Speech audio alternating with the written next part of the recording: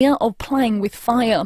Barnaby Joyce is part of the delegation and says they don't want to antagonise Beijing. Our intentions is to placate, not to aggravate, but Taiwan is a democracy and as part of one of our major trading partners certainly deserves to make sure that we understand the importance of other issues such as trade with them. Indonesia's parliament has passed a controversial criminal code that includes laws to ban sex outside marriage. It also makes it illegal to insult the president. Critics say the bill, which has been decades in the making, undermines civil liberties. And Kirstie Alley is being remembered as a fierce and loving mother following her death from cancer. The comedic actor rose to fame in the 80s and 90s with the sitcom Cheers. She was 71. Now turning to FIVEAA sport, and Brazil has sounded a warning to its rivals at the FIFA World Cup, storming into the quarter-finals with a 4-1 win over South Korea. The heavyweight was leading 4-0 by half-time, setting up a clash with 2018 runner-up Croatia. Former Socceroo Mark Bosnich says Brazil's players share the chemistry of a club team. It's very difficult to do so, so it's very, very special for the manager when he can basically make that happen and help it, and the players actually execute it. St Kilda forward Max King is set to undergo a shoulder reconstruction after hurting his shoulder at training. The Saints expect their leading goal kicker this year to be sidelined for an extended period next season. And Pat Cummins is being given every chance to play in the second test against the West Indies starting on Thursday. The fast bowler is in doubt with a quad strain. Now checking FIVEAA traffic. At Crafers West, got a breakdown on the freeway just past the Measdays Bridge. It's down at 40 k's in the left-hand lane as you're heading outbound. North Adelaide got a crash there, Commode Street at King William Road, just outside the Women's and Children's. And Wingfield got a car on fire, Cormac Road near your Hanson Road. Adelaide 500 is packing up, roads slowly opening, including Bartels Road. That's now open in and out of the city. And look out for a camera at Jersey Avenue at Kilburn. Road closures are in place around East Parklands until December 8 for the Velo Adelaide 500. Plan ahead and avoid peak travel times. Go to drt.sa.gov.au for more info. Adelaide's most accurate traffic on FIVEAA. Now the FIVEAA forecast. Get the Toyota forklift advantage. Visit toyotamaterialhandling.com.au. Partly cloudy this afternoon, 26. Cloudy tomorrow, 22. Thursday much the same and 22. And Friday partly cloudy and a top of 25. Right now it's 26 degrees. Now let's hear what's happening on 9 News Tonight. The worst police have seen. Shocking claims over a baby's death, living in squalor. Evacuations begin at Renmark Hospital. The death of a TV sitcom favourite. Local councils offering a new way to recycle plastics at the curb. We reveal the toys topping the wish list this Christmas. And Adelaide Zoo expecting the pitter-patter of tiger paws. I'm Will McDonald. See the full story on 9 News Tonight at 6. The FIVEAA Sports Show. Rowey and Timmy G. Yes, it is. Good afternoon. Happy Tuesday, everyone. Welcome along to the show. Lots of sport as always to talk about. Those doing the talking, Stephen Rowe, Tim Ginniver, welcome to you both. Thank you very much, Leith Forrest. Yes, before I welcome my co-host, a fantastic day. You're right, we're building up to the second test here at the Adelaide Oval. Port Adelaide had their best and fairest last night where they went through the men's, the women's and the SANFL awards, which was a terrific night by all accounts, and ran into the old coach this morning, Stephen. John Cale. Saw him. Yes, I saw him in a coffee shop. Said, "G'day, how you going?" He's looking terrific. And he said, "Did you go last night?" I said, No, didn't go, but how was it? He said, "Got home at midnight." Now, Jack is a very clockwise man, and he likes to get home early. So he said it was a long night because they had to fit quite a bit in, but he was there, obviously, to present that medal to Connor Rosie, which was terrific. So, yes, a terrific evening, but we are on the eve of, well, just about, of the second test here. And we will have Nathan Lyon on the show. Oh, good. And have a little chat to him about, what happened in the first test, what's going to happen in the second test and the like. But there's some talk about selection and who might do what and the lot. But the skipper is a little bit under a cloud, and Nathan Lyon had this to say about him. I know Pat's going to be doing everything to play because he's the captain of the side. He wants to go out there and play every game he can for Australia. So over the next 48 hours, I dare say, Pat will have all the time up to the game to make sure that he can try and put his hand up. What do you think, mate? Would you play him, risk him, Nope. get rid of him? Nope. Nah. If you're not 100% fit, the Adelaide Oval, you've got to bend your back. In actual fact, if you're a fast bowler, you've got to bend your back at every oval. So if you've done a quaddie or a driver, have you ever done one? Yeah. I've done a soft tissue in they're a month. I missed 10 weeks with a quaddie. Well, there you go. Yeah. Apparently it's a slight strain. He's going to have to kick off the side screen, and if he can't do that, he doesn't play. Yeah. How's his luck? He didn't play the last test last year in Adelaide either. He was, I don't know if you saw the last day, but they put him back on the field. For what reason, I do not know, because he was limping, trying to, it was a three-quarter run at best. It looked like me riding the bike when I did me back in with you. But he did. That wasn't good. Nothing would be as bad as that. He did stop the fall, but God, he looked ginger. Yeah. There is no way I would risk him when you've got a bloke like Boland just sitting there. Yeah, well, that's right. Boland, of course. But they mentioned another guy, which I'll get to a bit later on, because I haven't seen him bowl. They reckon he's a bit of a wild thing. But I just reckon it's a high-risk strategy for a game that you should win without him. No, and you've got a 3-test series versus South Africa. Here's Lionel Boland.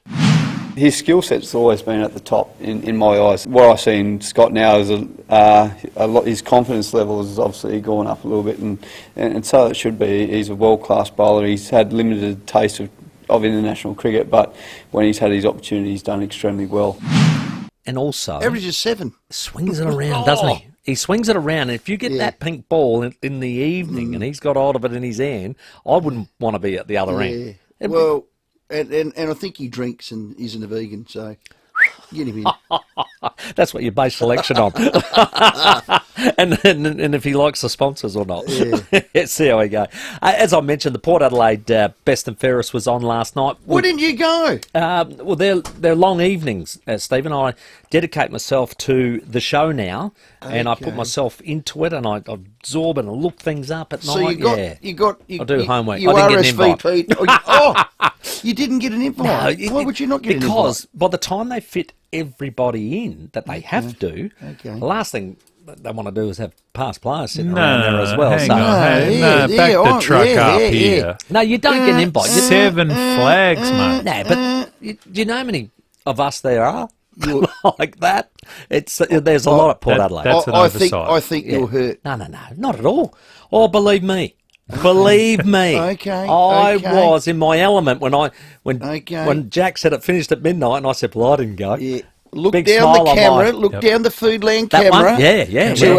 To our Facebook people and say, I never want an invite to the B&F. Thank you. Well, I but still, you should be afforded. It's great for the people there. You should be afforded the courtesy of knocking it back. Members, supporters love it as well. Let them go. I honestly believe me. There's not an oversight. But I'm not a big Best and Fairest night. No. I'll go to a season launch because that's a season launch. That's a bit different. There's a bit of fun. But 3 teams. So Connor Rowey, AFL B&F, he won the Jack Cale medal. Well done. We'll get on to Connor in a sec. Cam Sutcliffe won the Magpies B&F. That's the Bob McLean medal. Yep. A.R. McLean. A.R. McLean. Yeah. And Hattie Ewings won the AFLW B&F. But not only that. You've got the runner-up, the top 5. You've got the most consistent, the most improved, all the Coaches Award. Oh, would have been as boring as bat droppings. Well, it's just... And there was 100 life members. Yeah, I'm surprised it finished at midnight. 6 life members, which I think is terrific. I love that. But it's a hard night to get through. And for the organisers, I understand when you're doing that, trying to fit it all in is really difficult. Okay. So it's exactly... You're happy doing it about now? Doing what? Well, normally the Best and Fairest is within a week or 2 weeks of you finishing the season. And that is part of the challenge all AFL clubs have now, is because we have and we're going to have it again, the AFLW overlap into around about November. This is the difficulty. Do you do it all together? Do you wait? Do you get the men's out the way at the end of the season? There's all that. Because if you don't get it out the way at the end of the season, you've got to wait till they're all back, which is why it just happened on last night. Well, because all the senior players were back as well. Let's hear from Connor Rowey. He was a worthy Best and Fairest winner. especially after the first 5 games. I thought I was going to get dropped, so to finish the season individually, I feel like I've grown as a player and probably still at a stage in my career where I'm learning so much, and I feel like I've got a long way to go. So yeah, it's obviously really nice to receive individual awards, but we want to be back playing finals, and that's why I play footy, is to win. So as much as this means, I'd give it up to be in finals next year, that's for sure. And he truly would. We'll speak to him at 4:30. He turns 23 in January. He's got a minimum 10 years left. He is only going to get better. Remember, he's already played 81 games. His genuine speed, class, his evasive skills, his sidestep and goal sense. You build teams around those sort of boys, don't you? I agree. And the great thing, he got taken underneath Bokey's wing this pre-season.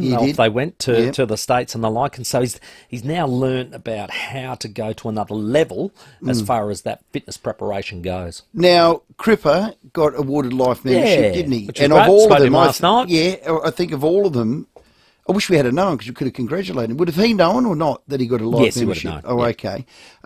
He might be the most significant of all those players because I go back to that 2018 draft and I remember it very, very, very well. Because Port traded Wingard to Hawthorn, then they traded with Freo and Brisbane to improve what they had was pick 11 to number 5. Because you know who they wanted? Connor Rowey.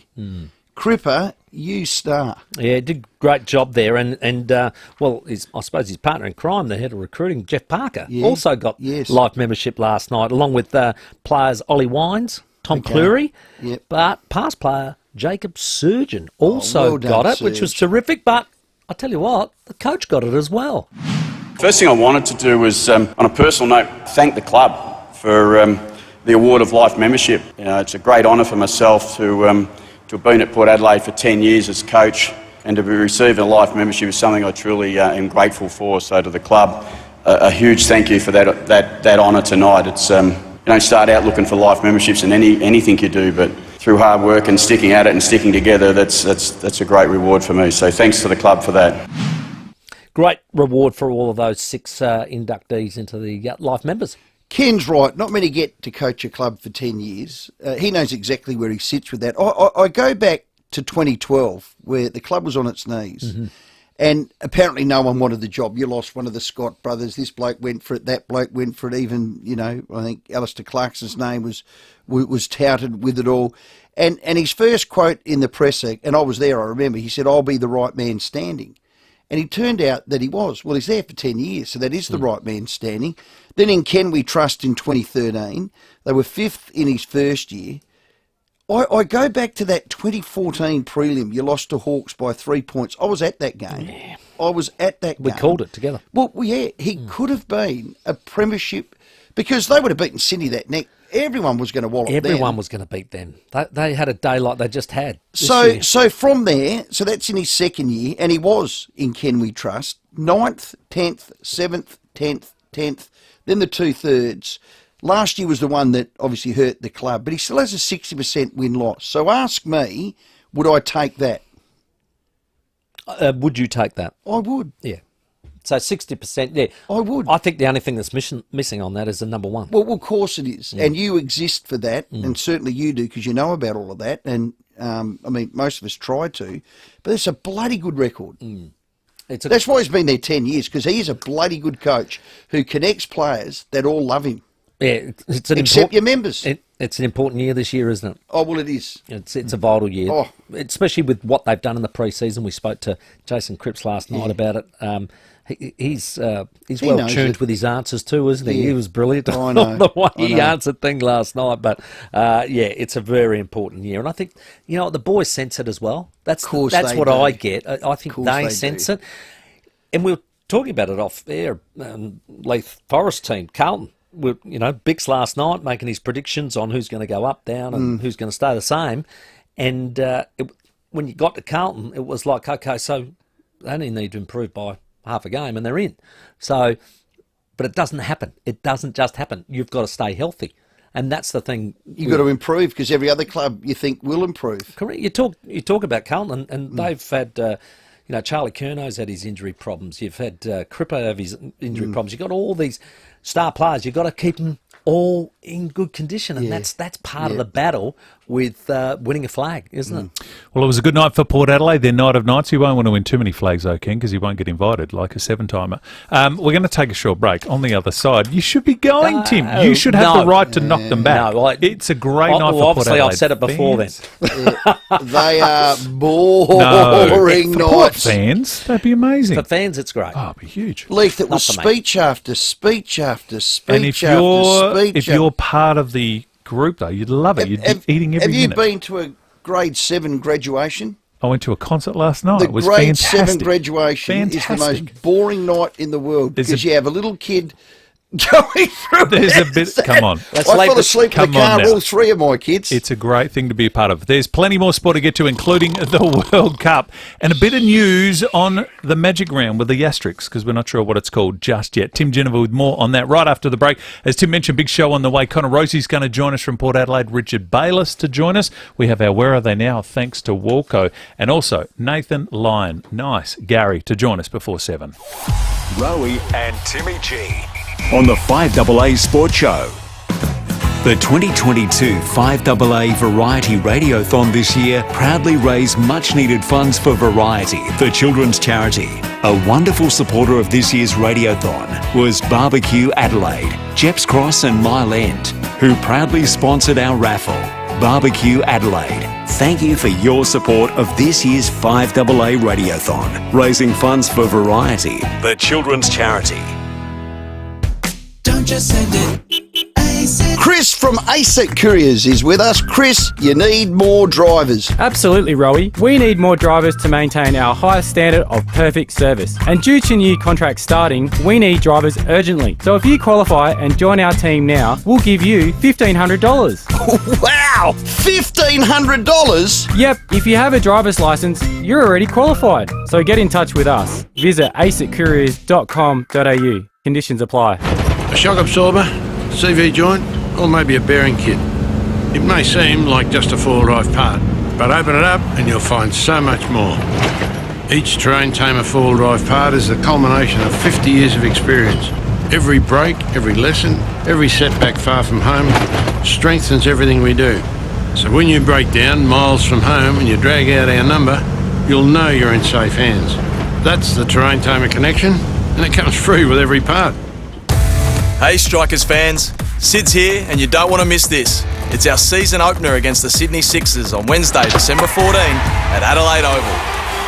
Not going to lie, I'm pretty excited about this one and you should be too, as we'll be launching the P-City 2.0 shades as our match day giveaway. These are this summer's hottest item. Visit adelaidestrikers.com.au for tickets, and I can't wait to see the best fans in the league back at Adelaide Oval this summer. This Christmas, tens of thousands of Aussie families will be facing impossible choices. Feed their children, buy medication, or pay rent to keep a roof over their heads. Donate today to provide emergency cost of living relief so Aussie families aren't forced over the edge and into homelessness. Your generosity can provide urgent relief for a family who's doing it tough this Christmas and give hope for a better future. Support struggling families this Christmas by searching for Vinnie's Christmas Appeal and donate today. Hi, Bronte Manuel from Toop and Toop. Interest rate rises have created a level of uncertainty with some buyers and sellers, but demand is still outweighing supply, with stock levels down by 10% compared with a year ago. It's critical you work with an agent who can deliver the facts and guide you to a successful sale. With a history spanning almost 40 years and a team of unrivaled experience, Toop and Toop knows what it takes to maximise your results in any selling conditions. Visit toop.com.au to find out more.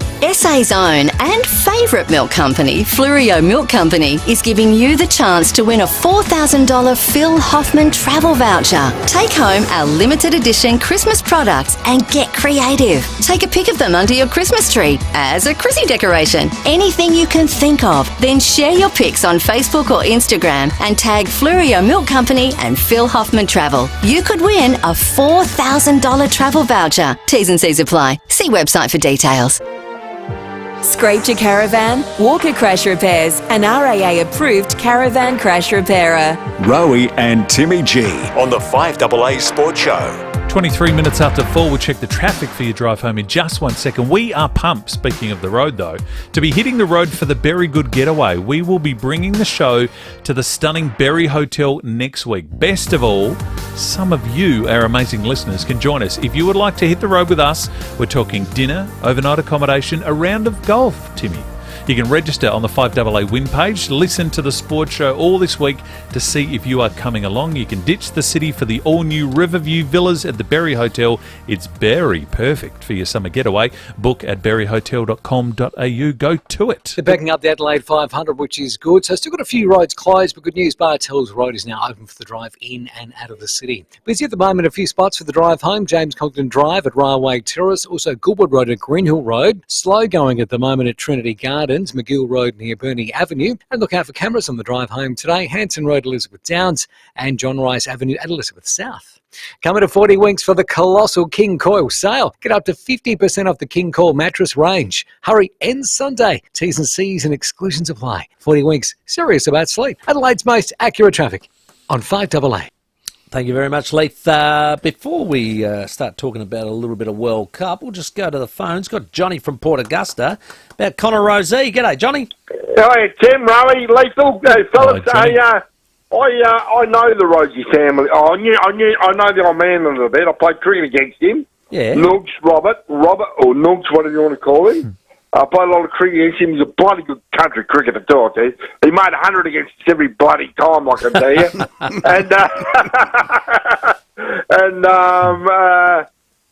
He played a few league games for South Adelaide, a handful under Hayden Mutton Jr. Right. Okay. The stud must have got rid of, I've told Corns about this in 1982. Right. He played a handful of games on Hayden Mutton Jr.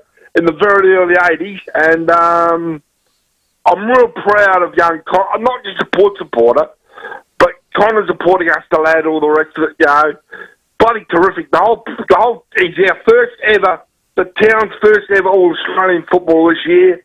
Doubly proud being a Port supporter, obviously, but also the fact that he's supporting us, the lad, and he played for a different club. I'm tied up with Westies. They're Southies, but that's okay, The terrific fan, I just 30 seconds of you. Noogs Rosey, Robert, his father, took Quorn Wilson in 1995 from bottom the previous year, the coach left, to runner-up in the 1995 grand final. Lost to Mark Bickley's old side, Solomon Town. They went through undefeated in the grand final, but he did a bloody good job with them, I can tell you that much. That's not bad. Thanks, Johnny. Real proud of you. Well, thanks, Johnny. We'll say good day for you, Johnny. We got him on South next. Augusta. Yeah, the old man must have been a talent. Build the man a statue in Port Augusta, Yeah. Connor Rosey. Hey, before the break, and Connor on the other side, Marie on the text message, no magic ground in the northern suburbs, boys. It's an absolute disgrace, especially to the greatest pound-for-pound footballer of all time, John Platten. What are you hearing about the Adelaide leg? Well, it sounds like it is going to Mount Barker, and I'm not unhappy with that. But, Marie, I do agree. I would have thought the Barossa, of all the regions, with Nuriutta, Tanunda, one of the ovals out there, even Elizabeth Oval, they're worrying about the size of the ovals. Now, Mount Barker's oval is just, I said it before, probably the best deck and the best oval in South Australia, if you're looking at that, so I get that. I'm surprised at Anguston, which is Shannon Hurd's old club. That's a very good-sized oval. The other thing, I remember calling a game at Williston. Port Adelaide played GWS in a pre-season game, so Gawler, the gateway to the Barossa, if you like, so maybe there. But I'm with you, Marine. Before we do go to the 5AA news, who are you barracking for? You did ask me that. And the World Cup, yes. I was going to just touch on that. We did, we said if Australia go out, where do we go? Where does our allegiance lie? I'm going Portugal because they haven't won one, and my mum is from Portuguese background, so that's why. You did say that. Well, I'm going to do this. Can't be France because of the sub stuff and the way they rest their players. Can't really be England. That's the motherland, and the Poms are our arch rival. We love beating the Poms. Can't be Argentina because they beat us. I can't go for Portugal because Ronaldo's just signed for $300 million for Saudi Arabia. That's taking a little bit of blood money, a little bit of washy-washy, apparently. So I'm going to go for Brazil for this one reason. They say Pelé is, well, he's crook. Let's face it, he's crook. I hope he's okay. Our thoughts are with him and his family. He's the Sir Donald Bradman of the World Game. Oh, yeah. So for Brazil. What? And the poor buggers And I haven't like won how many, they have dance. they? They haven't won many, have they? What, No. 6? Yeah. Could be their Oh, seventh. wow. Unreal. Just quickly before, so you're off Ronaldo because you signed 100%. Well, Messi's won 7 Ballon d'Ors, Yeah. Ronaldo 5. So if you were still flipping between the two, everyone says you're either one or the other. You can't be both. You got to pick. Well, now it's so easy to pick. Okay, because of the Saudi Ronaldo's off stuff? to Saudi Yep. Arabia. Yep. Ronaldo, Still sorry, mate, you're a big hungry hippo. Still a fan of the Live Golf though? No. The 5AA Sports Show with Rowey and Timmy G.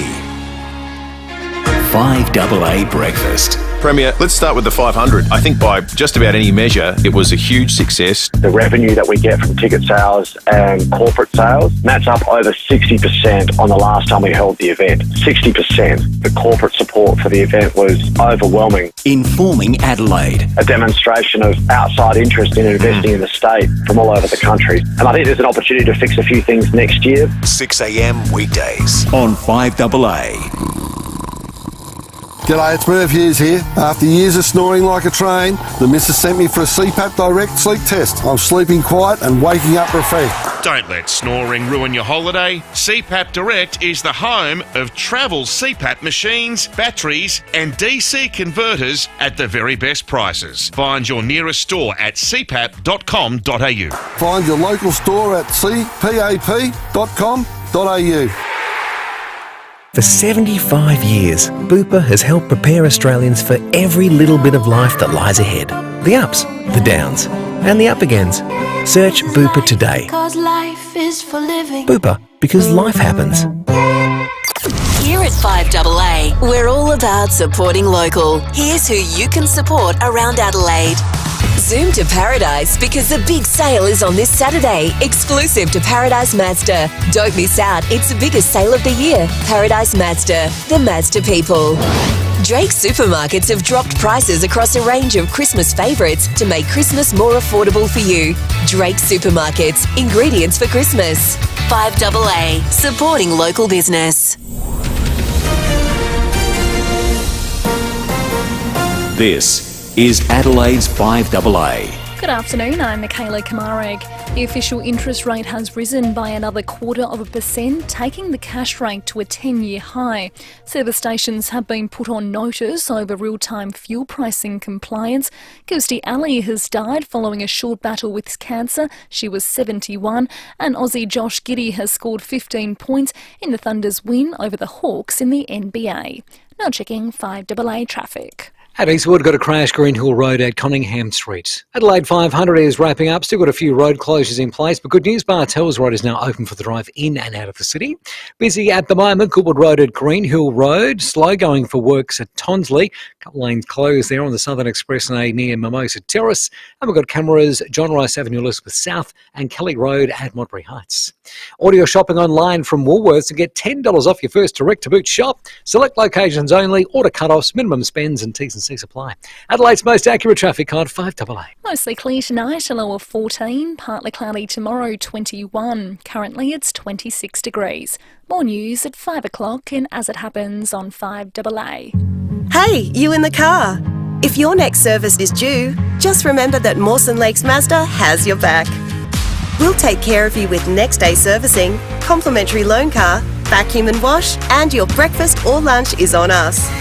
Your car gets the love too, with our state-of-the-art service centre brimming with top-trained mechanics. At Mawson Lakes Mazda, we'll look after your car and look after you. Mawson Lakes Mazda, just a short drive from the city. Please don't hold this against me, but if bi-urban bathrooms and kitchens is not your thing, well, that's that's okay. I mean, if people gushing over your new kitchen and bathroom means nothing to you, nothing at all, that's completely fine, I guess. But if you do appreciate millimetre-perfect craftsmanship and service of the highest standard, start here. Buyurban.com.au. Adelaide's home renovation experts. We all have jobs that need to be done, and some can't wait. Block drains, burst pipes. Give Ken a call. We're family people too. We understand some things have to be done now. Ask about our payment options. Ken Hall Plumbers. We're here to help. 8364 5855.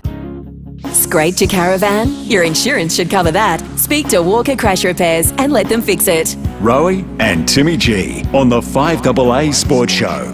27 minutes to 5. Coming up from 5:30, Nathan Lyon in town for the big test here against the West Indies at the Adelaide Oval. We'll also speak to Richard Bayless talking all things World Cup and our Where Are They Now. He's after 5:30, one of the greats of Australian cricket. But so exciting to see at last night's Port Adelaide B&F that one of our best, one of our own, friend of show, took out the top award. Connor Rowey, well played. Rowey around the body. The young man's got 4. Rowey, what a ball! Oh, ringer, Rowey! Rowey has kicked. A goal. Port Adelaide. He loves playing for Port Adelaide. Good on you, mate. Oh, dear, I've never heard that before. That's classic. Well, after a stellar season and an All-Australian, he tops it off with a John Carl medal. Welcome to the show, Connor Rowey. Thanks, Timmy. Thanks, Roy. Thanks for having me again. Hey, mate, congratulations. But the most important question, how happy is your mum? Yeah, she's probably the happiest one in the room last night. Carrying on a little bit, but yeah, obviously really nice to have the family there to support me, that's for sure. Oh, look, for those that don't know or haven't met your lovely mum, she is one of the most enthusiastic and beautiful people you can ever meet. She bounces towards you, doesn't she? Oh, 100%. She, yeah, like I said, she was probably the loudest one in the room last night and probably one of my biggest supporters, so... Yeah, very lucky to have supportive parents. Mate, that early part of the season, you made the comment that you feared that you were going to be dropped. What I loved is you went and sought some help. So you've gone to see Boki and ask him advice. You've gone to the club psychologist. You went to the mental visualisation coach. Can you give me just maybe a little insight into what each of those helped you with? Yeah, I guess it was sort of just coming to the realisation that every footballer really has ups and downs in their careers, and Boki was probably the main guy that I sought out, and I guess, geez, that's such a long career, and obviously he doesn't play amazing every week, so I guess it was just coming to that realisation that everyone has weeks where they're not playing so well, and yeah, I guess being able to get that confidence back sooner rather than later helped me to get back into some decent form, and Boki was really good for me with that sort of stuff. Well, it was quite easy in the end. Put your bloody well on ball. Don't hang you out to dry on a half-forward flank as the high half-forward or the pressure forward or the bloke that just sits out like a shag on a rock. They did it to Boki a number of years back, Connor. Did he speak to you about when he had to play a whole season as that half-forward?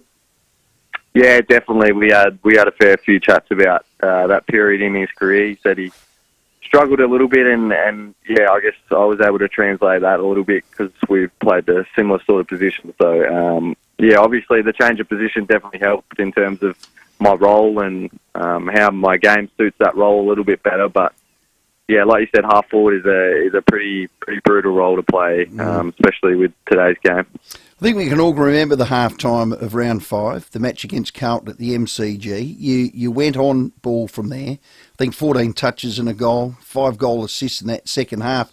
From there, you never looked back. So who was the instigator of that, Connor? Who put you back onto the ball? That would be Kenny. Yeah, I think we were down by 7 or 8 goals at that stage, and he threw the magnets around a little bit and got Zach and I into the midfield, and yeah, I guess it seemed to work, and he said after that game that he was going to trust me for a few more weeks in there to see how it went, and fortunately I was able to hold down my spot, and things kept going from there. So yeah, I've got him to thank, I guess. Yeah, well, you still had to put it beyond doubt. You still had to perform. You still had to get the ball and get a kick. You're going to win a BNF, an All-Australian. I think it ended up 11th, equal 11th in the Brownlow medal.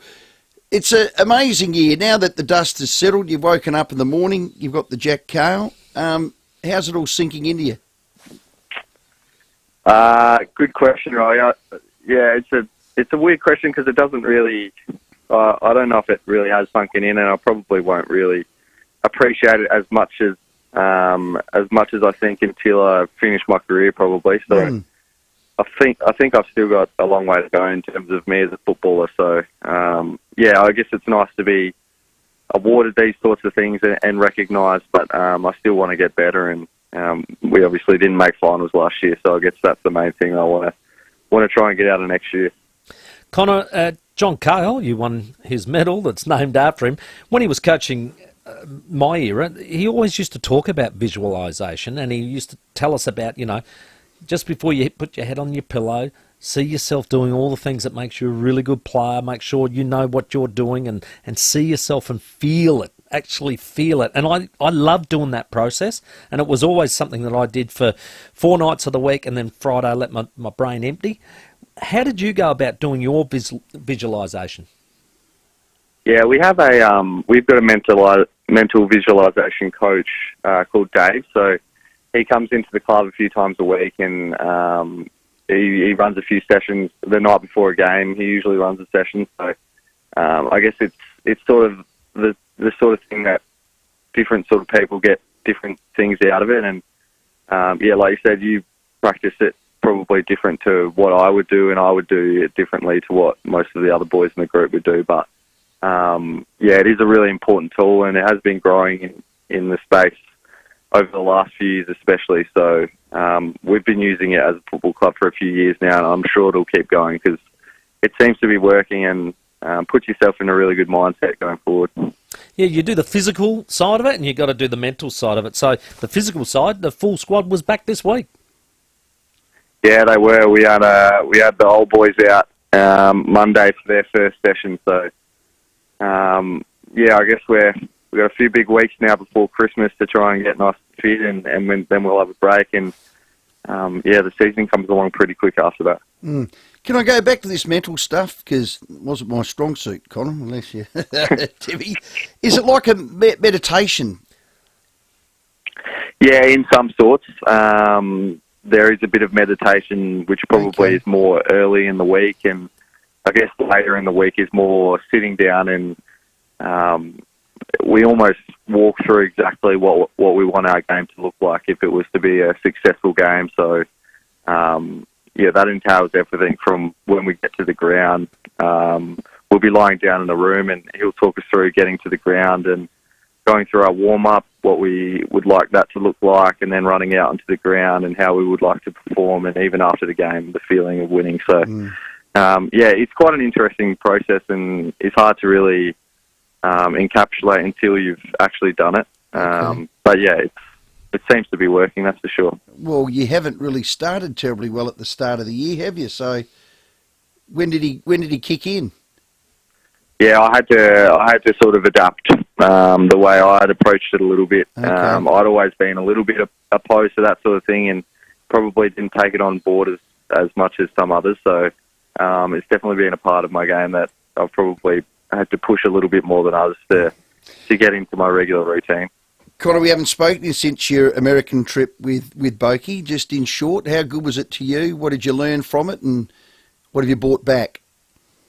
Yeah, it was really good. It was great for Travis to take us over there, and we learned a lot, to be honest. It was a really interesting trip, but there was a lot of training that I hadn't specifically done before, and a lot of things that we were able to bring back and even put in our programs already for our gym program. So most of it was sort of stuff that got rid of niggles and stuff that you do in your warm-up more so than heavy lifting exercises, but hopefully it can help us going forward to reduce our chance of injury or manage things that we've already got. Mm.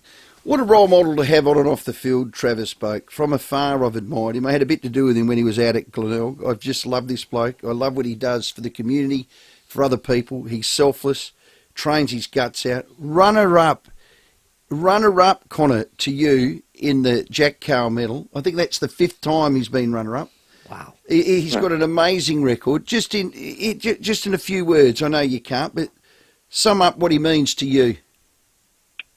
Yeah, Travis has been outstanding ever since I got to the club. We weren't mentor-mentee from day dot. That wasn't until the start of my 3rd year, I think, and ever since then he's really taken me under his wing, and I've learned so much from him as a person, more so than a footballer, which has probably helped me in my general life, which then translates back into my football. So, like you said, he gives back, and it's such amazing work that he does with the cancer foundations and that sort of stuff with the little kids. So he's such a great role model. And, like you said again, he works so hard off the field and also on the field. And I've learnt so much off of him from a short period of time. And I'll try and extract as much information as I can before he goes, that's for sure. Hey, Connor, on the count last night, I thought it was great reward playing what is one of the most difficult positions, Sam Powell-Pepper, to be fifth in the best and fairest. I thought it just reflected his year. Yeah, he had an amazing year. I knew he would be up there. Our coaches love him, and him and Todd, I guess, were a couple that were massive improvers for us. And I think if they keep that form going forward, they'll be massive for us and have a massive impact. So it's really great to see Pep's up there. He's grown so much as a person as well off the field. So, really proud of him. And you're off to what? The Sunshine Coast on Sunday? Yeah, we leave Sunday 6 a.m. So that should be a bit of a grim week, I've been told. Fair bit of running and some nice hot weather. So, can't say I'll be looking forward to it that much, to be honest. Yeah, you do a bit of bonding. You'll be able to crack a few tinnies, wouldn't you? Or be just a drink-free zone? Yeah, there's usually a couple of nights where we can let our hair down a little bit. So, just be careful because an old teammate of mine lives up there now, and his name's Roger Delaney. If you see him coming down the track in his Speedos, please just get all the players to look away. Awful. He's one of those blokes. He thinks he can still wear Speedos. Oh, awful. Outrageous. I'll give you a call, Timmy, if I do say that. I'll warn you, mate. Congratulations, mate. A remarkable year. It only got going, as we said, halfway through that fifth quarter. That fifth round. Plenty of footy left for you, mate. I'm going to look forward to rolling along with you with it, mate. Well done. Thanks for your time. Thanks, Rowey. Thanks, Timmy. Thanks for having me. Fantastic player. Connor Rowey, B&F Jack Carroll medal. Cam Sutcliffe won the Magpies A.R. McLean medal. A.R. McLean, yep. Hannah Ewings won the AFLW. We've had a lot of texts come through. Can you give me the top 10? Rosie, 132, miles in front. Boakey, his fifth runner-up. Houston, third. Wines, fourth. Pep finished fifth. And then the next five are all in the 80s. Marshall, Butters, Amon, Burton and Finlayson. What I love about that, Park Boakey, the rest of them have got 5, 6 to 10 years of football left. Yeah, you're dead right. You can tell a lot about a top 10.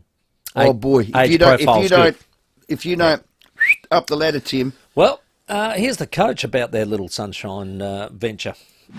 We're going up to the Sunshine Coast, and for those who think the Sunshine Coast is fun, the players, I can assure you, it's not fun. They'll have some tough times up there, and it's the start of our, our opportunity to reset some things. Yep. And reshape the thoughts of the competition, because we are way better than 11th, but we have to live with 11th until we get a chance to fix. Was that Rosanna? Channel 7's Rosanna. Correct. She hosted last night. Oh, beautiful Rosanna.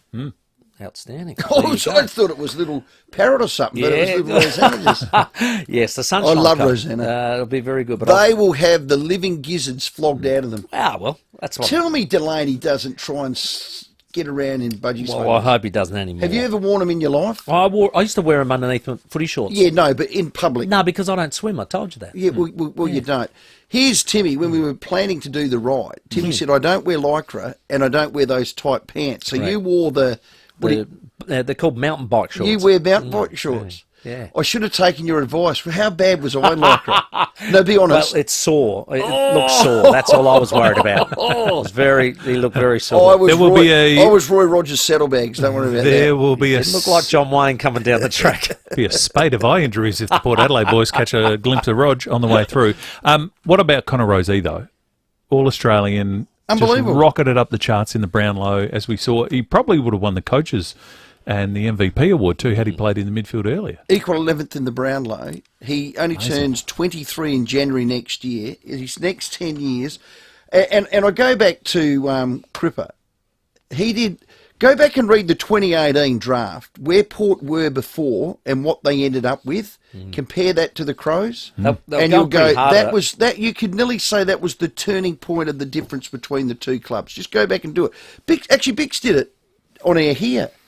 And it made you want to cry. He's very good at the draft stuff. A lot of statues being built. One at Port Augusta of Connor, and now one at Cripps. Port Adelaide. But not Roger at the Sunshine Coast. No. Let's check the traffic on that horrendous thought. Here's the traffic for your drive. At Eastwood, look out for a crash, Greenhill Road at Cunningham Street.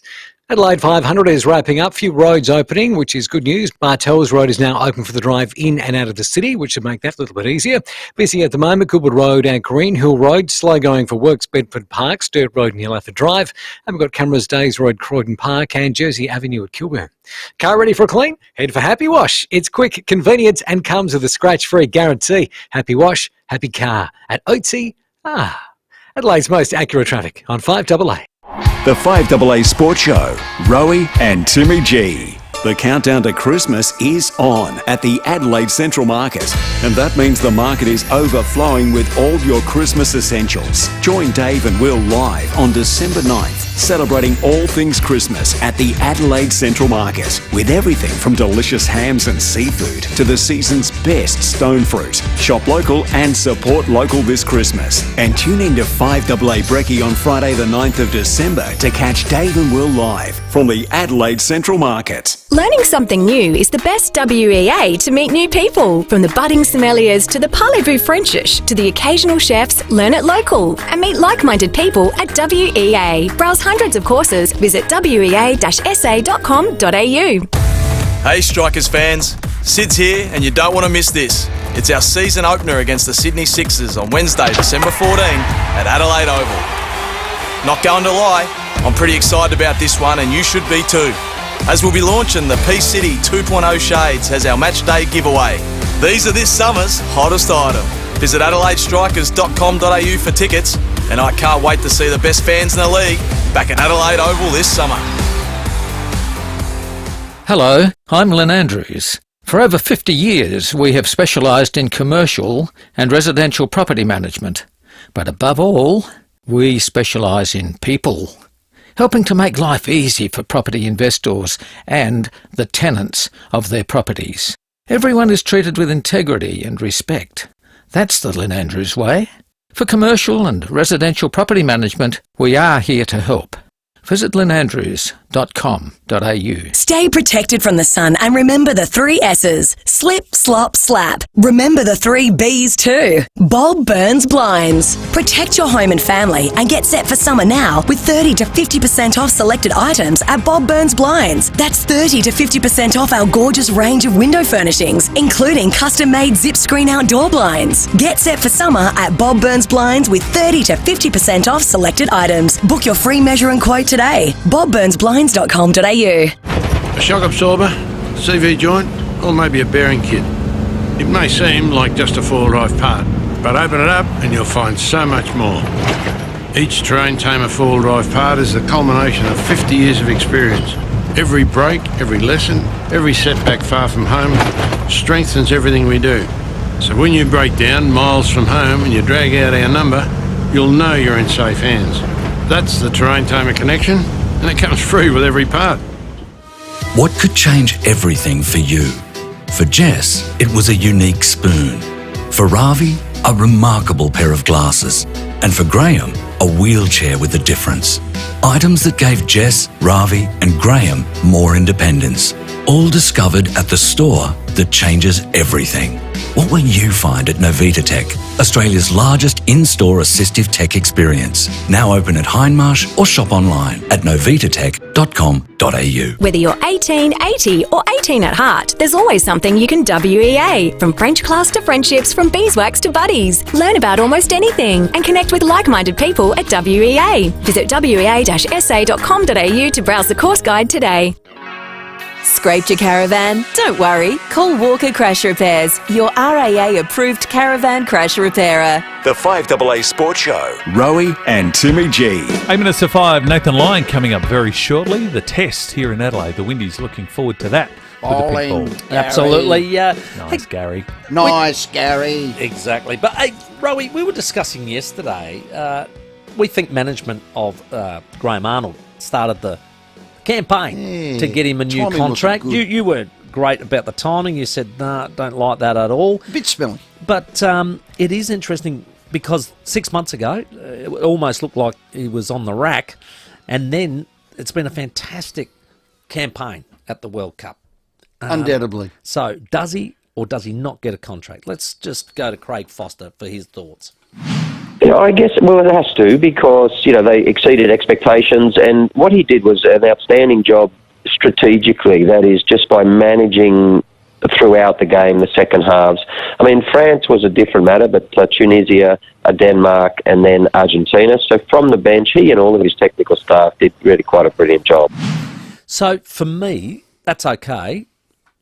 Want reward for that tournament, Rowey. Is it the reward of 2 years, or is it the reward of 4 years and you go to the next one? Well, I wouldn't rush, is how I'd first. Well, you don't have to, do you? No, you don't have to rush. You don't have to rush. What if Pep Guardiola said, "I like what I saw with that Australian team. Yeah, I'd like to take them on. I'd like to have a look at that. Don't rush. It's your job, Arnie, but we'll just do it in our time. So don't go out in the media and soft sell yourself. For me, it'll happen in our time. I think I almost feel like he deserves another 2 years. Whether he can get us through to the next World Cup will be decided in those 2 years. That's what I reckon. What if he gets 6 months, Justin Langer style? Oh, Brett Turner style. Well, he won't do it. No, he won't do it. Yeah, you're right. But that's isn't saying it a body goodbye. of work? So it took us 2.5 years. Failed in the Asian Cup. Took us 2.5 years. Yep, we did get through. He did nail it in this World Cup. Yeah, there's no question about that. Well, the players liked it, and here's the skipper, Matt Ryan. The results speak for themselves, and he's become the most successful Australian manager ever now. Now, the thing about that is, my theories on players picking coaches. It doesn't happen. Players play, coaches coach, and boards hire and fire. Yep. Don't get those three mixed up. Stay in your lane. And you'll have a successful organisation. That's the good strength of you, Timmy. You've always stayed in your lane. I get hot on it, You look straight down the barrel then, too, of our live stream for Foodland. In actual Just told fact, people. he's starting to, he is. play to the old Jack's Foodland just sort of live oozing stream. a little bit out of him. He looks at me and then he looks across. We got 1, 2, 3, 4. Which camera am I on? 5 cameras. A bit like Bert Newton always knew where the camera was. Yeah, you do too. It's a bit of Channel 7 about it. Hey, Amazon Prime Series 2, it's a bit of a warts and all doco of the Australian cricket team. You can remember the first one, the Test. Some say it cost Justin Langer his job because he's very intense. I'm a JL fan, but he was portrayed a little bit as a... At the time, though, he was sort of considered a bit of a hero to get us out of that Sandgate issue and the like. So they parachuted him in. He wins a World Cup and an Ashes, and then in Feb they clip him. Well, here's the trailer. He was a very likeable guy. He did something really dumb. Tim Payne has stood down. Today, I'm announcing my decision to stand down as the captain of the Australian men's test team. And the difficult thing was, who replaces Tim Payne? Pat Cummins, 47th Test captain. It's not like I did anything. I just went to sleep one day and woke up the next day and there was Australian captain. Pat's dropped in the deep end 2 weeks before the biggest tour on the Australian calendar. Some of the players were finding Justin overbearing. There were rumblings behind the scenes of disaffection between coach and playing group. And within 12 weeks, Tim Payne and Justin Langer, both of them are gone. It was the first tour that we'd undertaken under Pat Cummins' captaincy, the first tour that we'd undertaken without Justin Langer, so there were lots of unknowns to be encountered and overcome. Australia have won in Pakistan. Faith of the Australian cricket team was restored once again after another shaky period. Don't care what everyone else thinks. Do it your own way. What's next for us? If we want to be number one in the world. Amazon Prime, yeah. I'm going to watch that. JL and then music. Tim Payne. That was quite unbelievable, wasn't it? He was our captain, Tim Payne, and he was parachuted in because Steve Smith absolutely. And he probably wasn't our best keeper, but he was probably all round the best leader, captain, and experience. Sent a few, would you just say, suggestive text? And then cost him his job. That's an understatement. Well, I didn't want to. I like that. I know what you're saying. Look, I wasn't. If he did that today, would the same thing happen? It was just sort of like... Yeah, absolutely. You I reckon? wasn't much of a fan, to tell you the truth. I thought he got the job only because he was sort of almost waiting at the bus stop and nobody else was. So, yeah, for me, though, these documentaries for me, I'm not big on it. I wouldn't allow it. If I had anything to do with the organisation, I would not allow it. Okay. No way. Because, and I'll tell you why.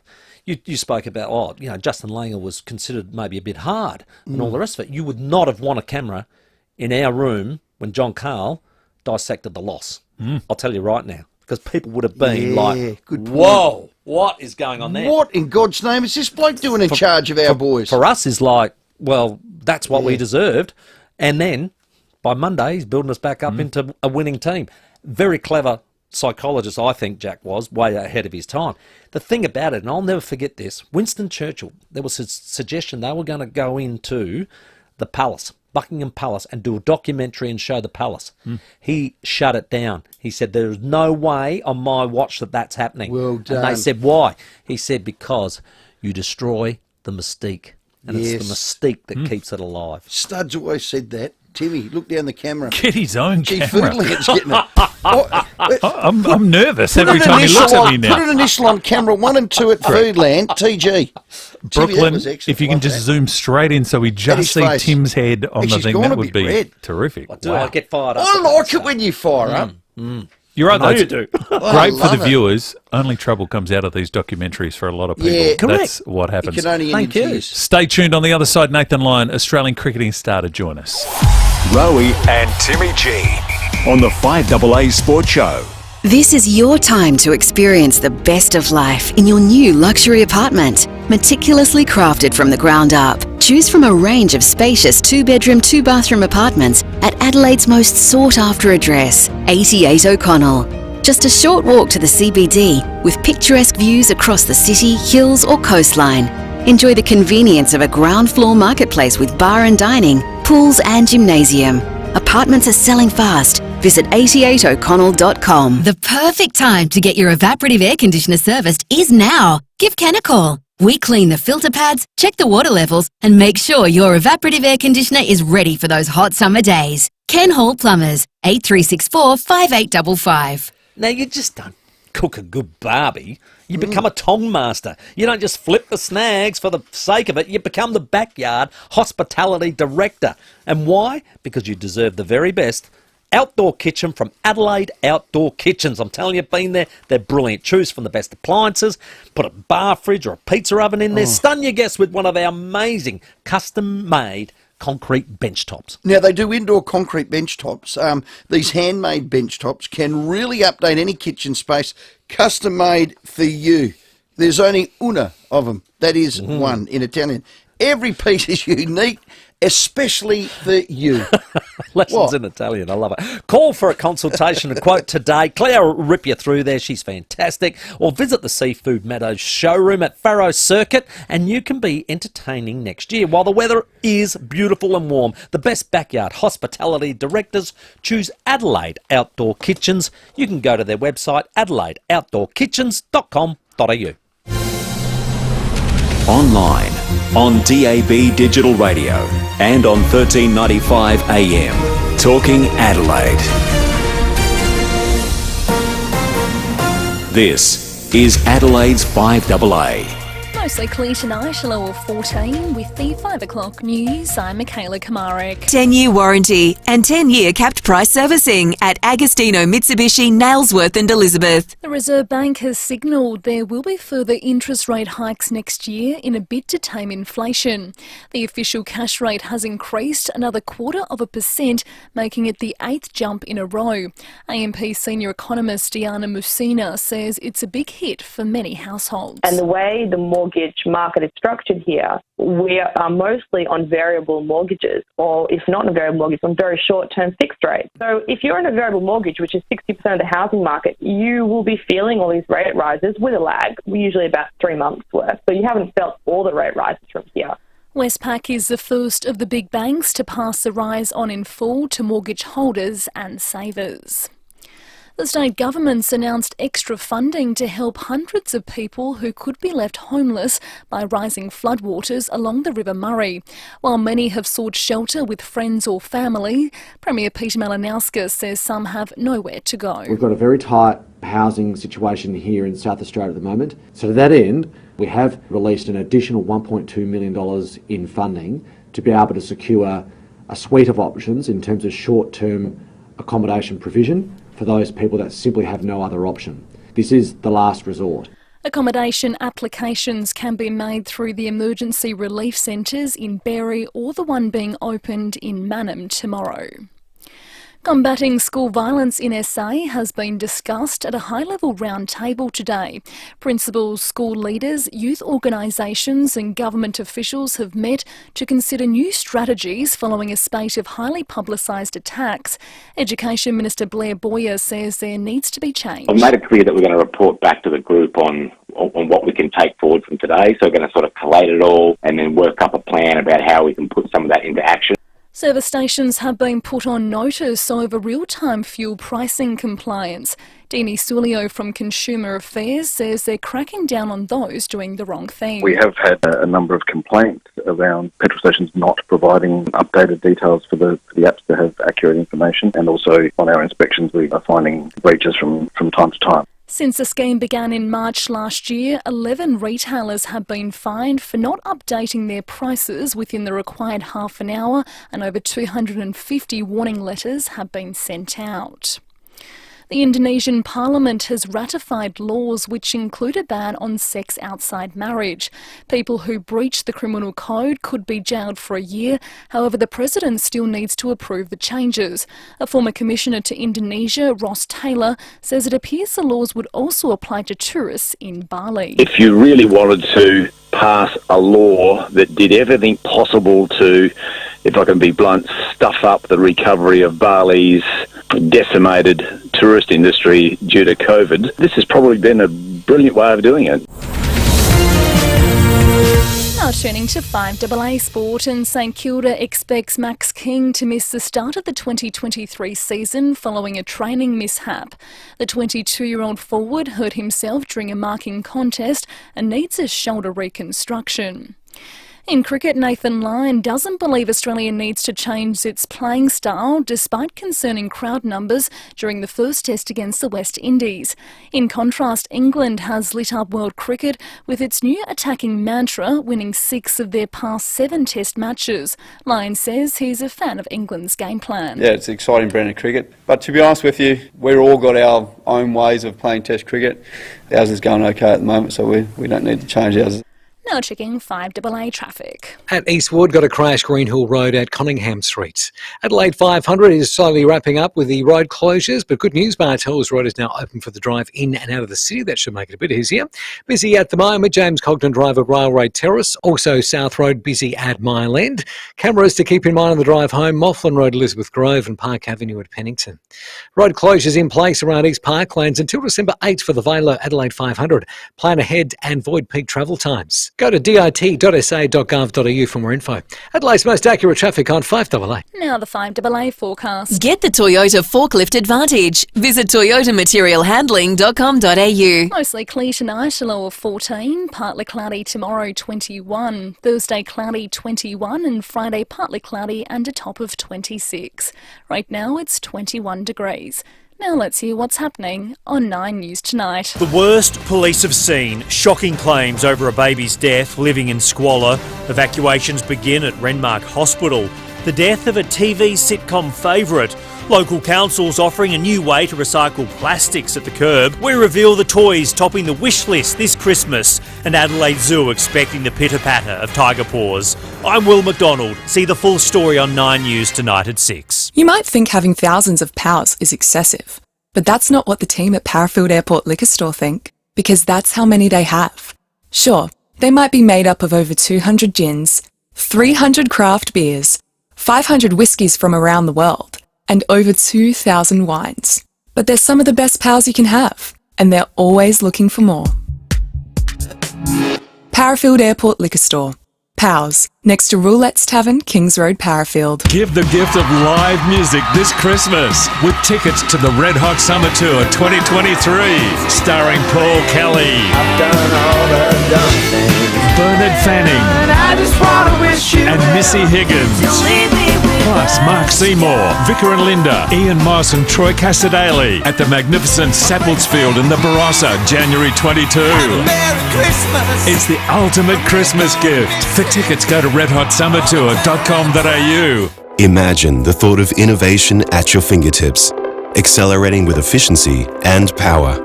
Imagine a bold, striking design with the comfort and confidence of advanced safety tech. Imagine where you could go in a Hyundai SUV.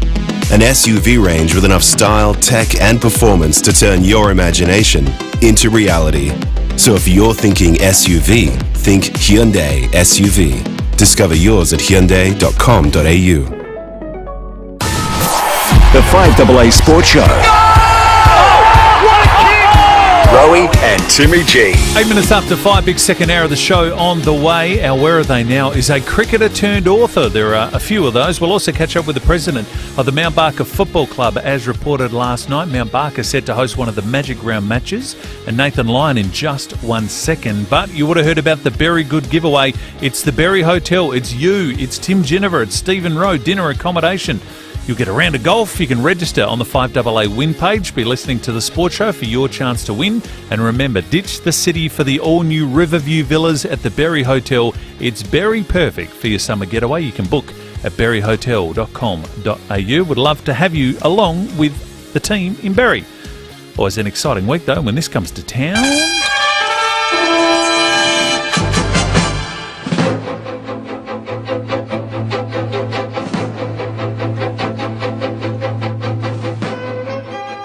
Australia won the first test by 164 runs over the West Indies. It was a great win to start our summer of cricket. Our next guest got a 6 for in the second dig. He's a star friend of show, Nathan Lyon. Congratulations. Thanks, gents. It was a great team win, wasn't it? I think everyone had their moment.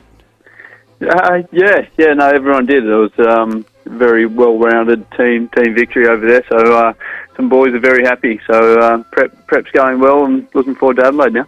Okay, one bloke wasn't too bad, Marnus. He was all right, wasn't he? And I reckon Steve Smith was right the other day when he said, "Yeah, baby, I'm back." He is back, isn't he? He seems that he's got that confident strut around again, which is going really well. But no, he's been a legend of Australian cricket for the last few years or a number of years. So it's really good to see his confidence back and owning that, and loves going out there and scoring runs. So it's good to see. Nath, I thought he was really sharp behind the stumps. I thought his catching in first slip was just outstanding. Smithy? Yeah. Yeah, no, he was. Even though he's got a sore hip and moving a bit like a grandfather, but he's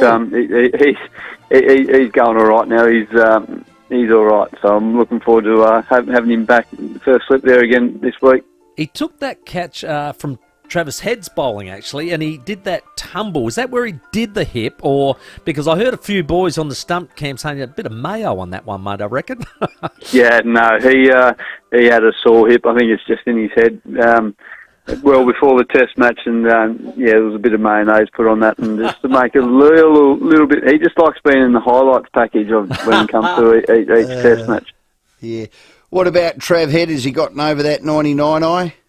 No, he hasn't. There's no secret on how much I love Trav, and so to see him go out and bat the way he did, but also come in and chime in with a couple of wickets there and help out in day 5, which was unbelievable. Yeah. Was it the best crowds? Did you notice it in that big stadium? I mean, if that was played at the WACA, Nathan, it'd have a better atmosphere. How'd you feel about the atmosphere?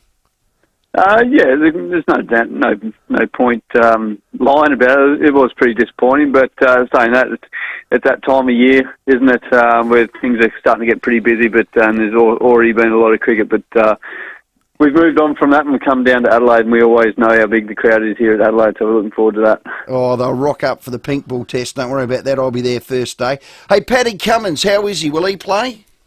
Well, yeah, he's pretty confident when you talk to him. So he's doing all the work that he possibly can do. Extremely professional. So fingers crossed that all things go really well. And no doubt he'll have up to the last minute before they have to make the call. But yeah, fingers crossed he'll be right. I thought the Windies dug in a fair bit, especially their skipper Braithwaite. I thought that they really did take it up to you guys and didn't lay down easy. No, and we're playing Test cricket at the end of the day, so we never expect anyone to lay down or roll over pretty easy. There's some super class Craig Braithwaite, but he's been exceptional cricketer and batter for those guys for a long period of time now. So, but then even Chanderpaul on debut played extremely well. So we've got to make sure that we come prepared here in Adelaide and make sure our plans are tightened up a little bit so we can put them under pressure a lot quicker. I thought that was the wicket of yours in the second innings that really just made me feel at home when you bowled him. There was some really good turn on that one. Yeah, not going to lie, I was pretty happy with that one. So it's nice to bowl a decent ball every now and then and get the reward. So yeah, pretty happy. Hey, while you're here in Adelaide, Damien Hoff, has he made you get on a tractor? Does he still think you're working for him? What's going on there? No, he won't let me. He won't let me get down there on the roller or near the mower. So no, he's got some pretty capable hands around him now at the moment. So but when I retire, I might have to hit him up again. Excellent, mate. Mate, a 6 for, I mean, that's nothing to sneeze at. Generally, that'll get your man of the match. How are they coming out? Are you working on any new knuckleballs or any new cods? No, you know me, I'm always working on new balls. Don't worry about that. All right, well, what one is it? Come on, what am I looking for? No, I heard the West Indies batters and the South Africa batters tune into your show, so I can't reveal all secrets. Jeez, Louise. Well, listen, I'm dribbling down to your hotel tomorrow. I've got 12 cases of Rusden Blackgut Shiraz, so I'll put one on your bed if you know. That's the boys and all the staff really appreciate that, Rowey, and even though all the boys are asking where is it already, but we really appreciate that. Well, Christian was meant to be down at lunchtime, but we had a big weekend on the weekend. I had my charity ride, and guess who our guest speaker was? Little Archie, who you are still his favourite player. Oh, nice. I've got Archie coming down the training this afternoon, so beautiful. I can't wait to catch up with him. Good work. No, thanks for your time, mate. Have a great test. I mean, we call it your home test because you basically built that deck. Have a great one, mate, and we love the Aussies in town. Well done, Nath. Thanks, guys. Yeah, well done. Nathan Lyon there. He is an absolute ripper. And just on Archie, you met him for the first time. Absolutely. 2019, he was the captain of Australia for Make-A-Wish. It was his wish. What a great That wish. was the Boxing Day test, and his Yeah. favourite player was Nathan Lyon, and it was great to know that they're going to catch up this afternoon because he's just one beautiful young man, isn't he? Brilliant, mate, and well done to your good self for organising it. He's an absolute ripper. Nathan Lyon, our guest. He's a good man, Nathan Lyon, not just on the field too. Took some nice wickets in the first test. Let's hope he goes well here. Got I'm a sure 6 he will be. The second dig. No, he's an absolute ripper. And follows through too with the Make-A-Wish, which is great. It's not just one and done for Nath? No. Excellent. Well, you were with me, with Archie on Saturday night. Just a delightful young man. Lovely family. Lovely family. Yep. And I think it was Damien and Sarah, the parents, and little Harry, the younger brother. He was a unit. He had a crack. He's only 7. He was necking bloody Porritt life. He was. Wow. No, he wasn't. No, that's not true. Low carb. He wanted to. Hey, speaking of lovable, this one on the text message said, Travis Boak is the guy that everyone loves regardless of who you support. He is universally loved. He is. He's one of those rare ones. And Brett wants to put one in for Bick's book of... Bick's book of stiff shit. Oh, yeah. So Connor Rosie, Hannah Ewings, Port Adelaide's best and fairest. Where do they play their sample footy? North Adelaide. Ian Hatchard, Ash Woodlands, Crows best and fairest, leading goal kicker. Where do they play? North Adelaide. Put that in the book. Well, and the other one, Jacob Surgeon, where does he coach? North Adelaide. Was a life member. Well done, Brett. Well Josh done to Carr. North Adelaide. That Josh is Carr. right in Coached the the book. premiership at North Adelaide. There you go. There you go. That's incredible. a big book. It's getting very full book of as the day Hey, goes. before we go to the break, can I just mention this? Sure. At 4 p.m. today on Adelaide Now, they've got an exclusive, like big, front page, You can't. You like it's just Like the a red bells light and whistles. sale in the old days. Exactly. Remember those? Yeah. Yeah. What do they call that Friday? Yeah. Black Friday. Yeah. It's massive. Cyber Monday. Exclusive Cyber Monday, Boxing Day sales. It's just massive. Novak's back, and his first stop's Adelaide.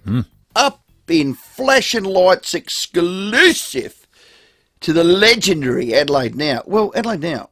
We interviewed Thanasi Kokonakis Friday, live on air. Just have a listen to this.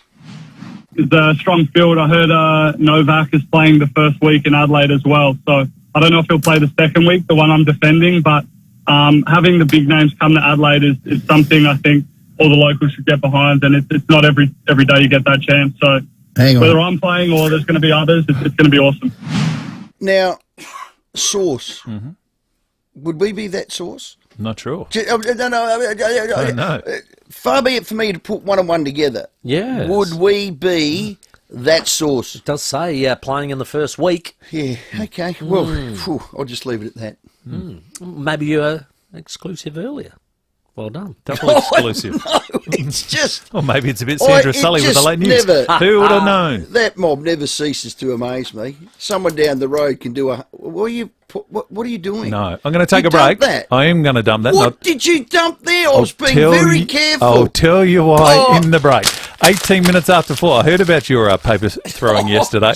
Let's check the traffic for your drive home. Timmy, what have you done? Right now. No great hassles as you're heading home tonight, which is excellent. And good news, the Adelaide 500 road closures are getting less and less. Got Bartels Road open now for the drive home, which is excellent. Quite busy at the moment. Goodwood Road at Greenhill Road. Slow going for works at Finton. Got a lane out of action there. Grange Road near Gould Street. And look out for cameras. Jersey Avenue, Kilburn. And Halsey Road at Elizabeth East. Lunch is sorted at OTR with their range of sandwiches, sushi or salad for only $5 Monday to Wednesday. Limited time. OTR, making life easy. Adelaide's most accurate traffic on 5AA. The 5AA Sports Show with Rowey and Timmy G.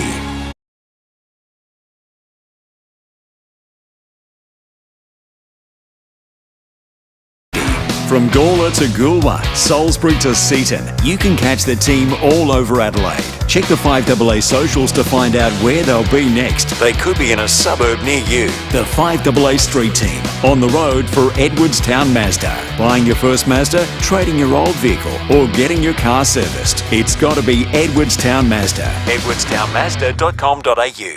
Don't just send it, ace it. I'm with Chris from ASIC Couriers, an SA family business, doing great things for your business. Thanks, Rowey. Our drivers all undergo intensive training, and the ASIC compliance team regularly audit our fleet. Plus, we use the latest satellite technology to track your deliveries. No matter what it is, we can deliver it safely and on time. Visit asiccouriers.com.au. Don't just send it, ace it. Hi, it's Eddie May from NRG Solar. Did you know solar is still the cheapest form of power in South Australia? So if you're not going solar, you're paying too much for your electricity. Jump on board now before the government rebates fall again at the end of December. Act now and you can save thousands of dollars on a typical system tailor-made for you. If you wait until next year, those savings simply won't be there. Get in touch today. Visit nrgsolar.com.au because solar is all we do. My Living Outdoors, the people that build Adelaide's best decks, verandas and pergolas, can also install quality outdoor blinds in a wide range of colours and styles, including motorised blinds. As you'd expect, My Living Outdoors only installed the best high-quality blinds made in Australia and made to last with long-term warranties and, of course, outstanding workmanship. And there's no hidden costs either.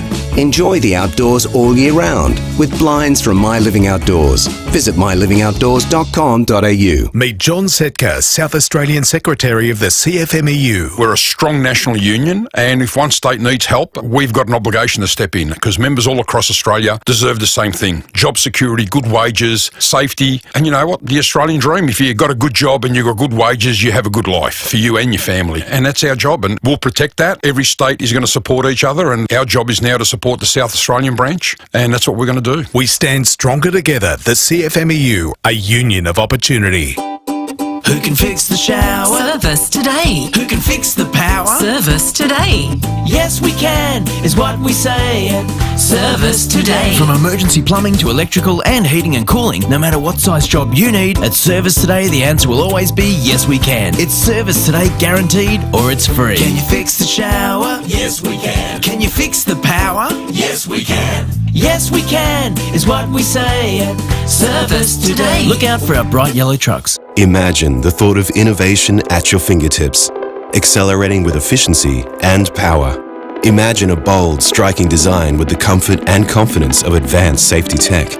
Imagine where you could go in a Hyundai SUV. An SUV range with enough style, tech and performance to turn your imagination into reality. So if you're thinking SUV, think Hyundai SUV. Discover yours at hyundai.com.au. Scraped your caravan? Your insurance should cover that. Speak to Walker Crash Repairs and let them fix it. Rowey and Timmy G on the 5AA Sports Show. 23 minutes after 5. Yeah, just a quick text on the 044808 1395. Rowey, a very wise man, once said, don't pick a fight with anyone who buys ink by the truckload. That's from Paul. Wise words, Paul. Great advice. Hey, lucky it was online then. Hey, I love our local paper. I use it all the time to wipe my No. See, no. I wasn't going to. You done No, that. Done. Move on.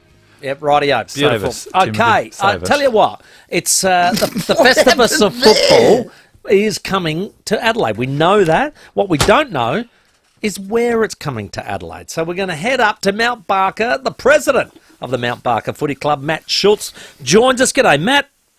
Good afternoon, gents. How are we? Oh, very well, my friend. Now, first of all, they tell us that they sent people from the AFL up there.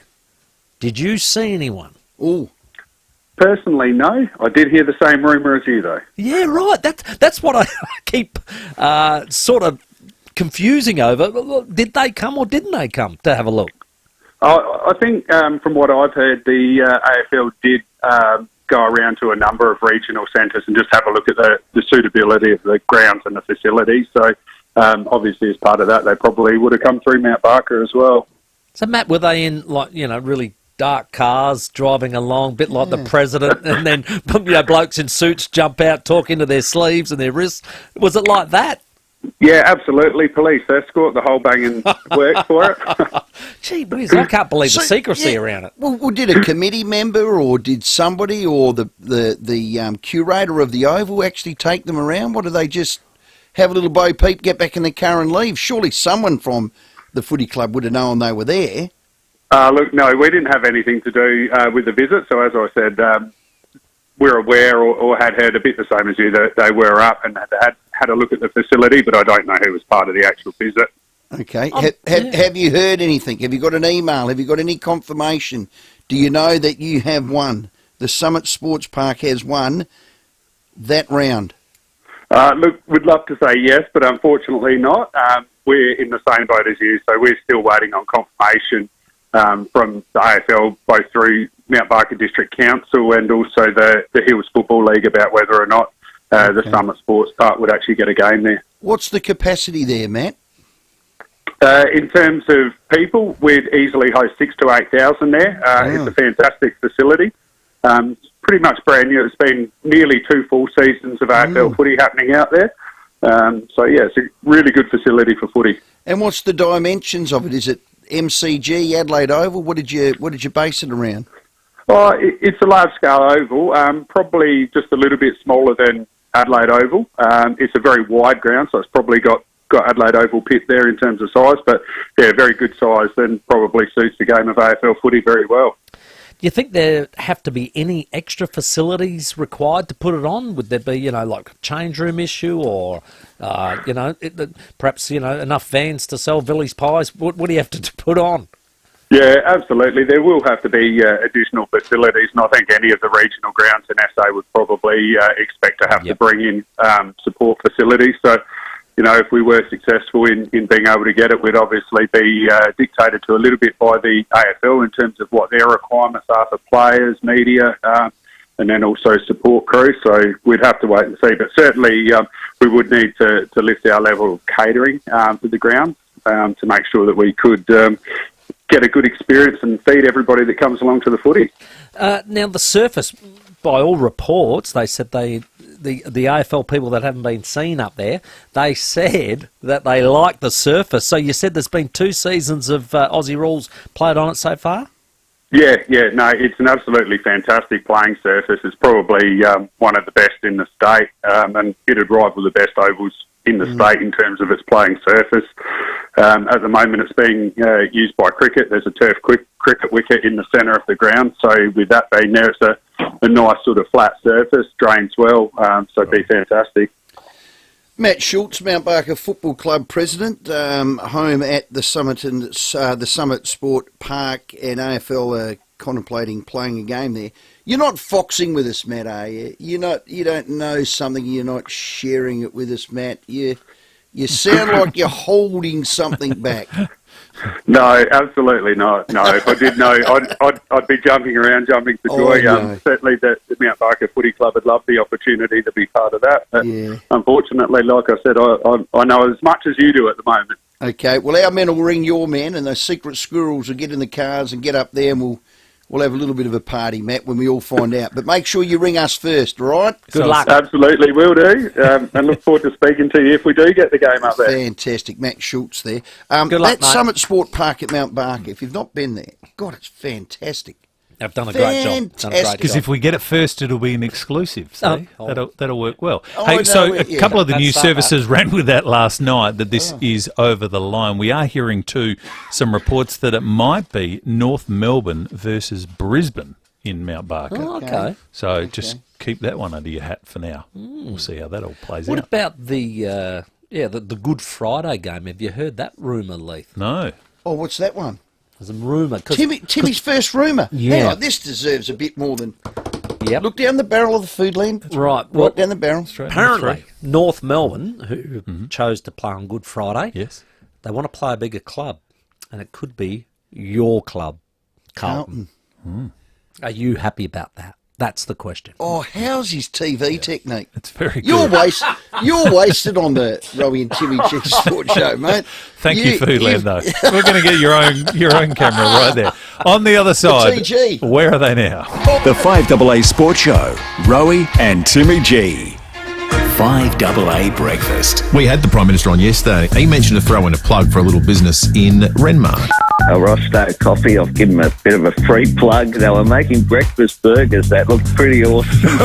Yeah, we've got Callum on the line from this particular coffee shop in Renmark. Informing Adelaide. Nothing like having the backing of Australia's Prime Minister. Yeah, what a plug. I'll take that one for sure. He just rocked up. He just literally come flying through the front door. 6 a.m. weekdays on 5AA. This is Professor Michael Kidd, Deputy Chief Medical Officer, with some important ways to protect yourself, others and our healthcare system from the current surge in new COVID-19 cases. When leaving home, please wear a mask when indoors or in crowded places. Cover your cough and wash your hands. Remember physical distancing. Test if you have symptoms and stay home if you have COVID-19. Together we can help slow the spread. Find out more at australia.gov.au. Authorised by the Australian Government, Canberra.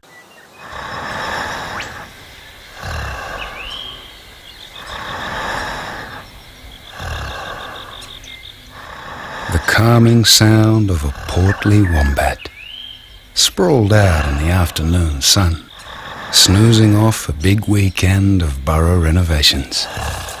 A calm driver is a safe driver, brought to you by Toyota Safety Sense, designed to protect us all. Oh, what a feeling. Toyota. This is Adelaide's 5AA. Good afternoon, I'm Michaela Kamarek. The official interest rate has been lifted for the 8th month in a row as the Reserve Bank tries to tame inflation. Combating school violence in SA has been discussed at a high-level roundtable today.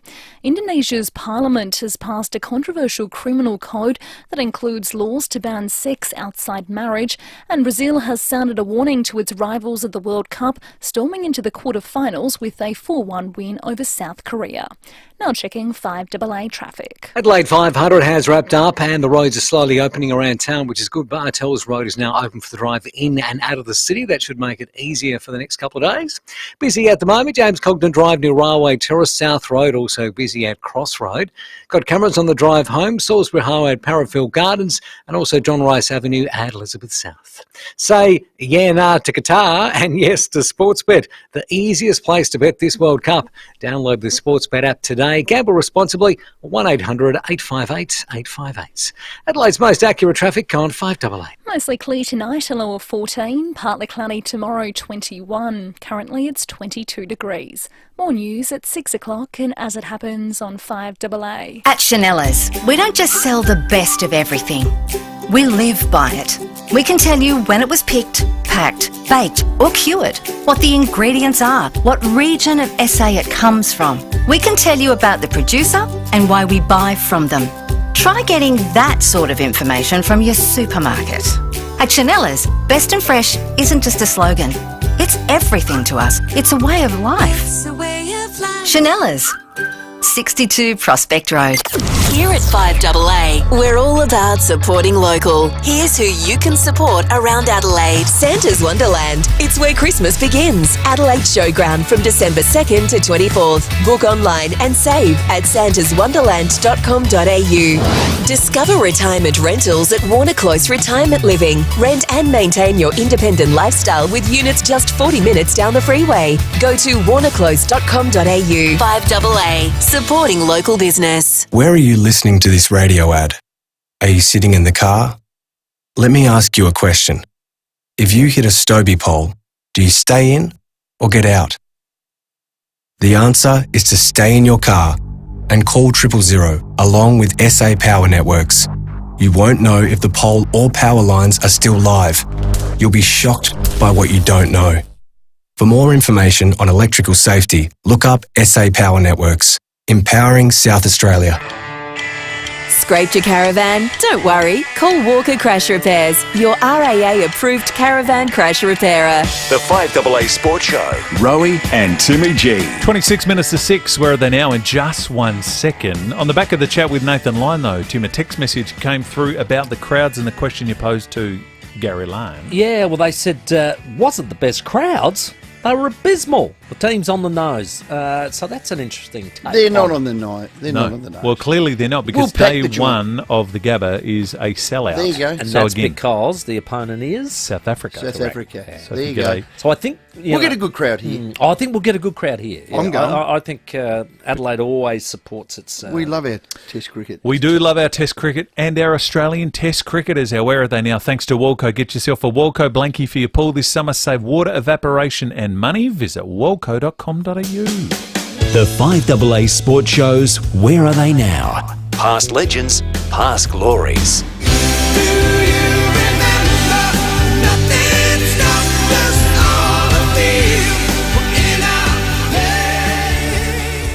Yeah, well, this fella, I tell you what, I loved him playing in the 70s and early 80s. Played 14 tests for Australia, averaged 35 in first-class cricket, over 5,500 runs, was an absolute star of that era. I make welcome Rick Darling. G'day, Rick. How are you, mate? Good afternoon, guys. How you going? Oh, very well, mate. I remember once getting the pleasure to meet you. Unfortunately, it was with Barry Curtin. But, you know, we have to sacrifice things, Rick, don't we? But it was a pleasure. Right. Yeah, I know you blokes catch up now and again. I think you had a few other South Australian legends there. Yes, we do. We have a bit of a lunch, or we did have until the Port club rooms were sort of refurbished, if you like. Yeah. So we'll get back into those pretty quick because, as you know, Bazza is quite the entertainer. Oh, to say the least. Hang on, Ricky, you a Port man? Oh, through and through, through and through. I would not have picked Rick Darling to be a Port man. Got to remember where he's from. Coming from Waikerie, you've got the Bruce Light, you've got the Russell Eberts, and you've got a few others that have played top line football for Port Adelaide. Plus, my uncle played for him in the 50s, so there you go. And of course, Waikerie were magpies themselves. Well, hang on. That's correct. Yeah. Correct, it was. What about Roo, the greatest crow we've ever had? He's Bruce Light's nephew. Oh, there you go. That's right. That's right. There's a bit of bit of stuff happening in Wakery around that time. Yes. Well, Rick, we put him back in his place. Now we get on with the interview. Now about you, mate. But first of all, you were just out of Wakery, a little place called Ramco. That's correct. And I know that you were saying that when you were young, there was no junior cricket. So you went up playing seniors at like 12 years of age. That's correct. Yeah. That's you picture back in the sort of early 70s, late 60s. You know, there wasn't a lot of sport to be done in schools, if you like. Yeah. There was plenty of messing around in the yards and cricket practice and stuff like that, but absolutely nothing as far as competition went. So until you were good enough to play with the men, the big boys, you virtually just watched and practiced until one day you became good enough.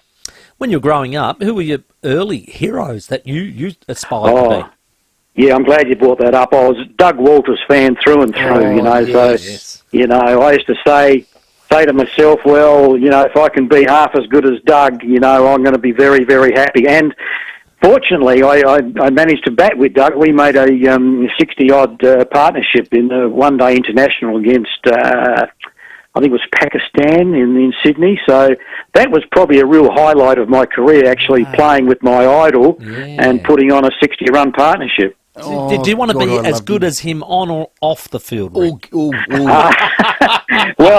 I think I was in my early days, but now I'm a bit of a teetotaler. So, good man. But I think Doug is still having a tipple. Yeah, his gaspers, the tinnies and the poker. Yeah. God, there'd be some stories to tell there. And a few cigarettes. Yeah, hit the gaspers, yeah. World Series come in 1977. You played your first test through that era. You made 65 and 56 on test debut. Tell us about those early days, Rick, for you. Yes, I suppose I was quite lucky to be in that era. I was probably too young to go into World Series, although I was supposedly next on the list to go in. Fortunately, probably in hindsight, I was glad I didn't because I was way too young.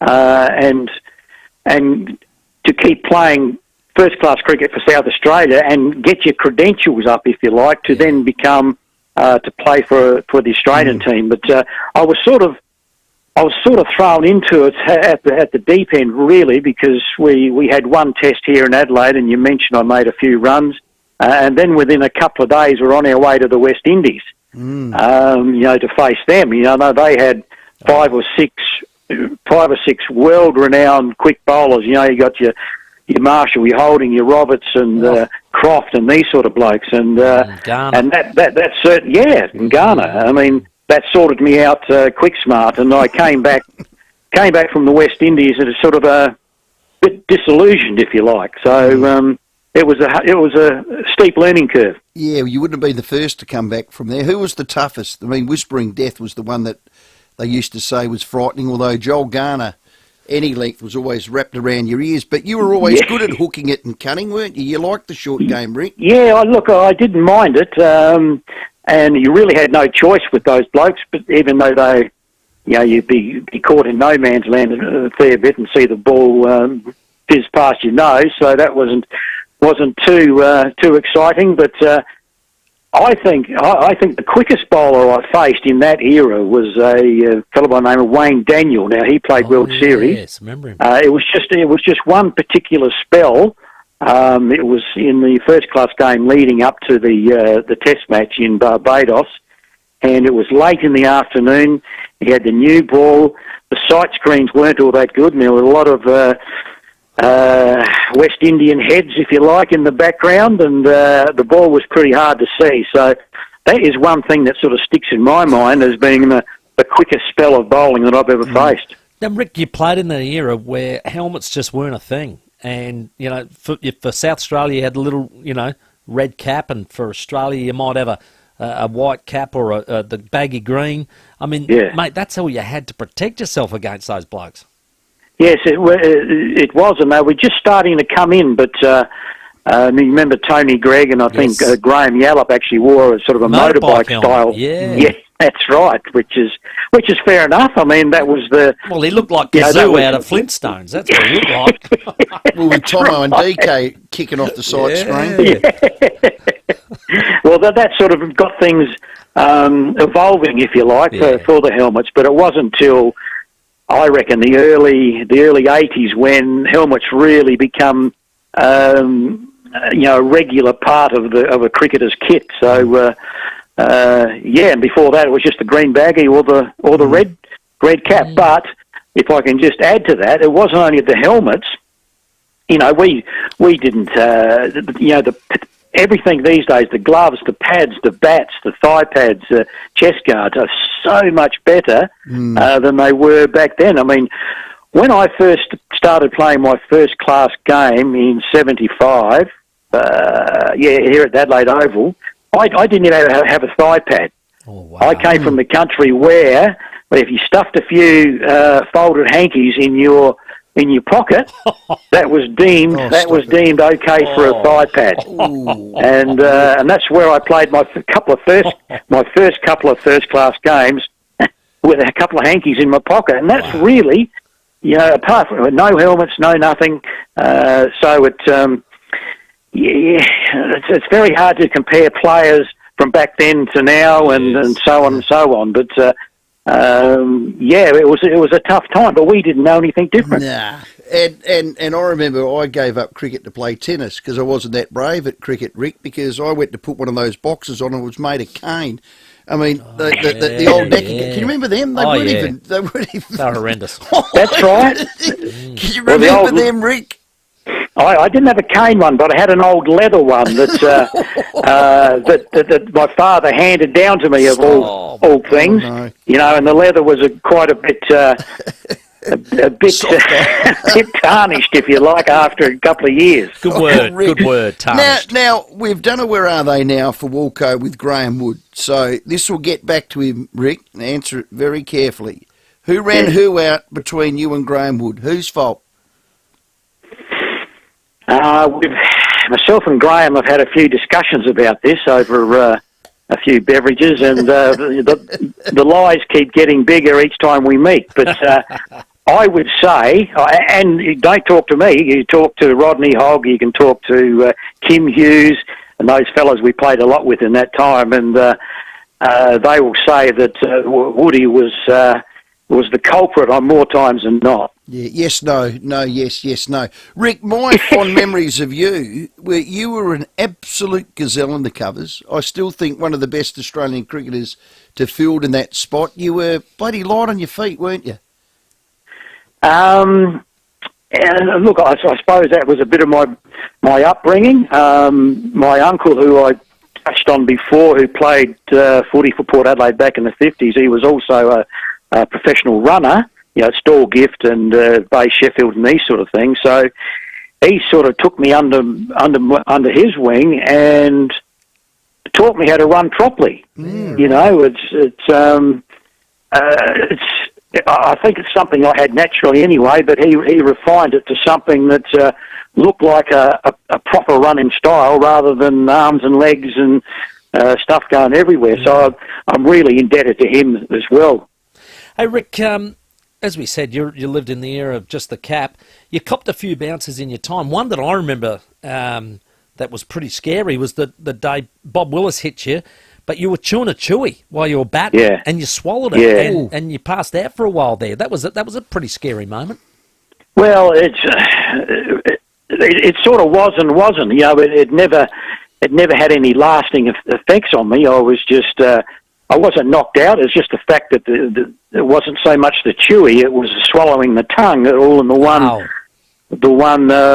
motion, process, if you like. Yeah, all in one motion. So that was a bit weird, that one. But it never caused me any grief in later years or whatever. But yes, people always bring it up, and it's probably nice to be remembered about something, but probably not that. Not the chewy, yeah. But you did cop one from John Maguire that you said did knock you around a bit. Yeah. That happened in about 80. I had my best season ever in 81, 82, I think it was, where I was playing with the Australian one-day team, and I had a really good year that year, and I think it was the first game of the next year. John Maguire hit me right in the face, right in the eye, and that was it. You know, that caused me so much pain and so much mental anguish, if you like. I was never the same. I kept on playing for another 2 or 3 years because they kept on picking me, but I just didn't want to be there. You know, I kept on playing because that's all I knew, basically, and I wanted to play for as long as I could, for as long as I could. But it was really a struggle to get out of bed each day and you know, go and play cricket. Well, glad you're right now, Rick. Rick Darling, From the Bush to Buckingham Palace is your autobiography. It's in all good bookstores. Terrific read up to Christmas. Put that in the stocking. Did you enjoy putting it together, Rick? Yeah, Rowey, I did. Look, it sort of evolved out of as most books do, out of kids sort of pressuring you to put some of your stories down on paper and whatever. And it's sort of been mulling over for a couple of years prior to having to be called up for jury duty. Now, that might sound a bit strange, but jury duty gave me the time, actually. Well, if you've ever been on jury duty, there's a lot of time sitting around and twiddling your thumbs. So I just started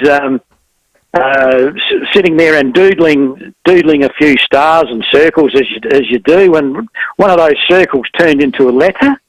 The next thing that happened was it turned into a word, and then a paragraph, and then so on and so on. So it went from a doodle up to about 35,000 words. Jeez. Well done. And that doodle turned out to be, when I first wrote the first and second words, it was Les Favell. Now, I don't know why it turned out to be Les Favell, but it did. And that was a catalyst that prompted me to, well, from then I wrote a story about myself and Les Favell, and that became one of the chapters. And then I worked back chronologically and forward chronologically, and ended up with 32 stories. So it's funny how things evolve. Is there a chapter in there about your days at Salisbury? Yes, it is. Chapter 8. It's more to do with Clacker Clark. Remember Big Graham Clark playing for Salisbury? Big Clacker. Big Clacker, and it's quite a story how Clacker was coming into bowl one day, and he followed through in more ways than one, if you know what I mean.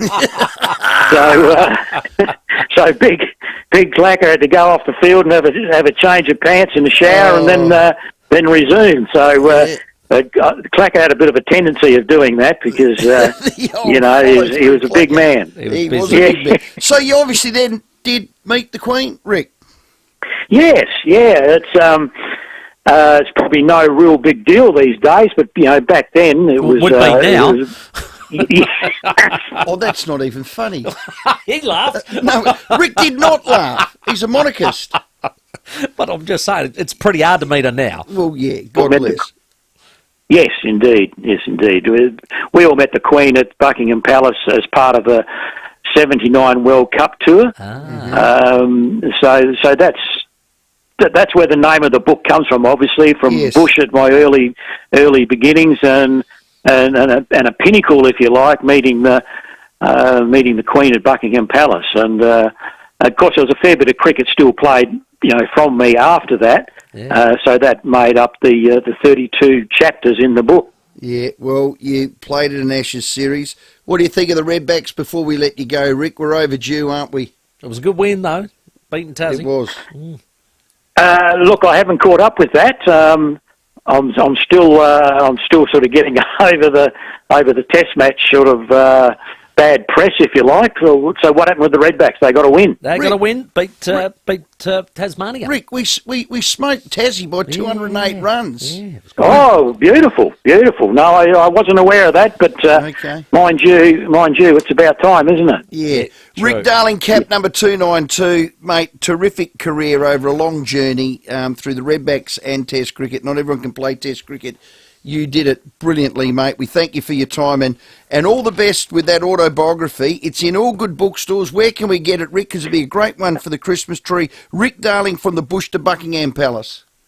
Look, Rowey, you can get it from Dillon's at Nord Parade. Yes. Or there's Demick's at King William Street and King William Road. Sorry. Now I have a book launch tomorrow night at the Arca Bar. Oh, good.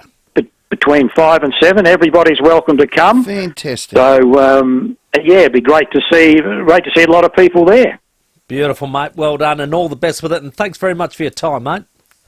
Thanks, guys. See you later. Bye. Well done, Rick. Chatting to cricketers. Yeah, that was awesome. Really You good never chat. have enough time to do it with greats like Rick Darling. They've always got good stories. Oh, too, I cricket. love the Clacker I reckon one. it's the downtime. I reckon that's why you get so many good stories. Well, I'd like to meet Clacker. We might have to get him on because my first nickname at Nord was Clacker. Yeah, well, there you for go. a very, very similar reason. Yeah, I'll tell you what, it wouldn't be a bad where are they now for World Cup. Well, and I would tell it on air, but we've got someone over there that's stumped right. me 3 times already. You and Rick Darling cut from same loaf. Same you would get along loaf, like mate. a house on fire. And our favourite cricketers are? Yeah. Dougie Walters. Bush to Buckingham Palace, The Crazy Adventures of a Fun-Loving Test Cricketer by Rick Darling. Great read. Piece involved in it too. So it's a great book. Pick it up for Christmas and preserve your summer of mucking around in the pool. Get yourself a Walco blankie. You'll save water, evaporation and money. Go to walco.com.au.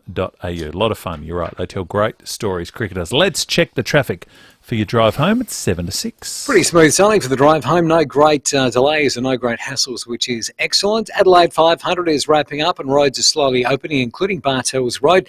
That's open both directions for the drive in and out of the city. Busy at the moment. Goodwood Road, Green Hill Road to Anzac Highway. Slow going for works at Netherby. Fullerton Road near Kitchener Street. We've got cameras tonight. Ridley Grove, Ferreton Park and South Terrace at Wingfield.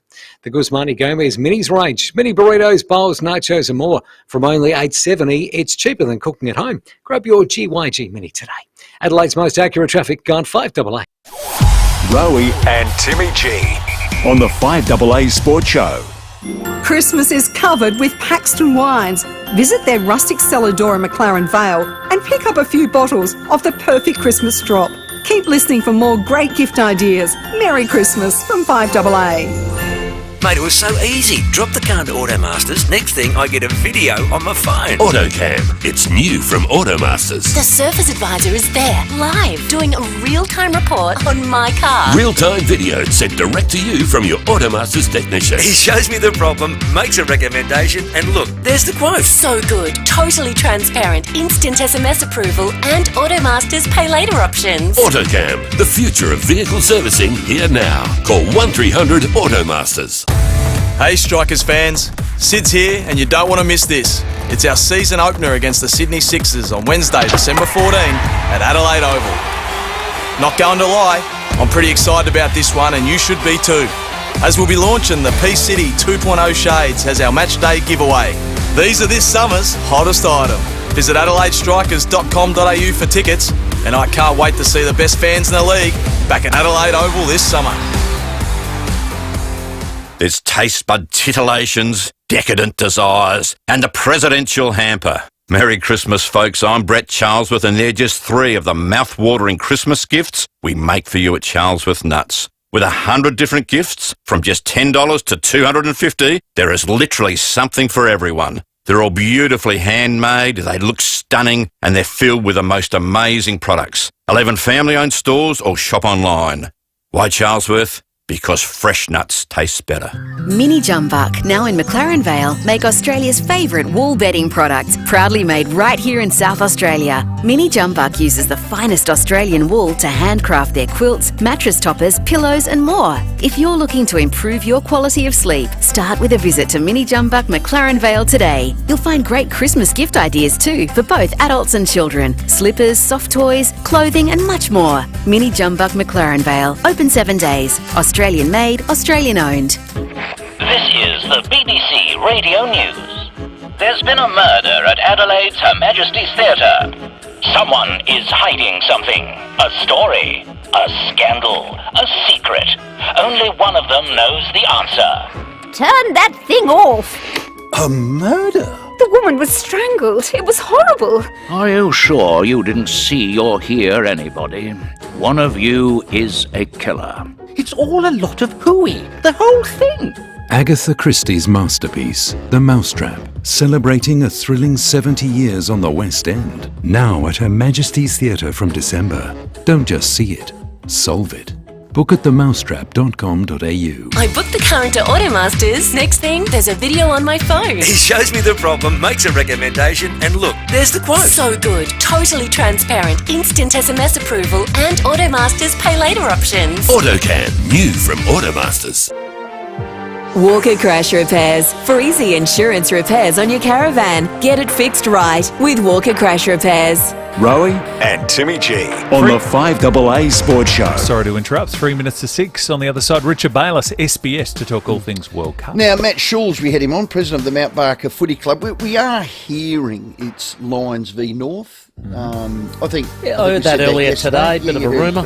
Anyway, we had him on and we thought he was foxing a little bit. We thought he knew more than what he was giving on. You did, yes. And so did some of our listeners. This is Scott from Clemsy.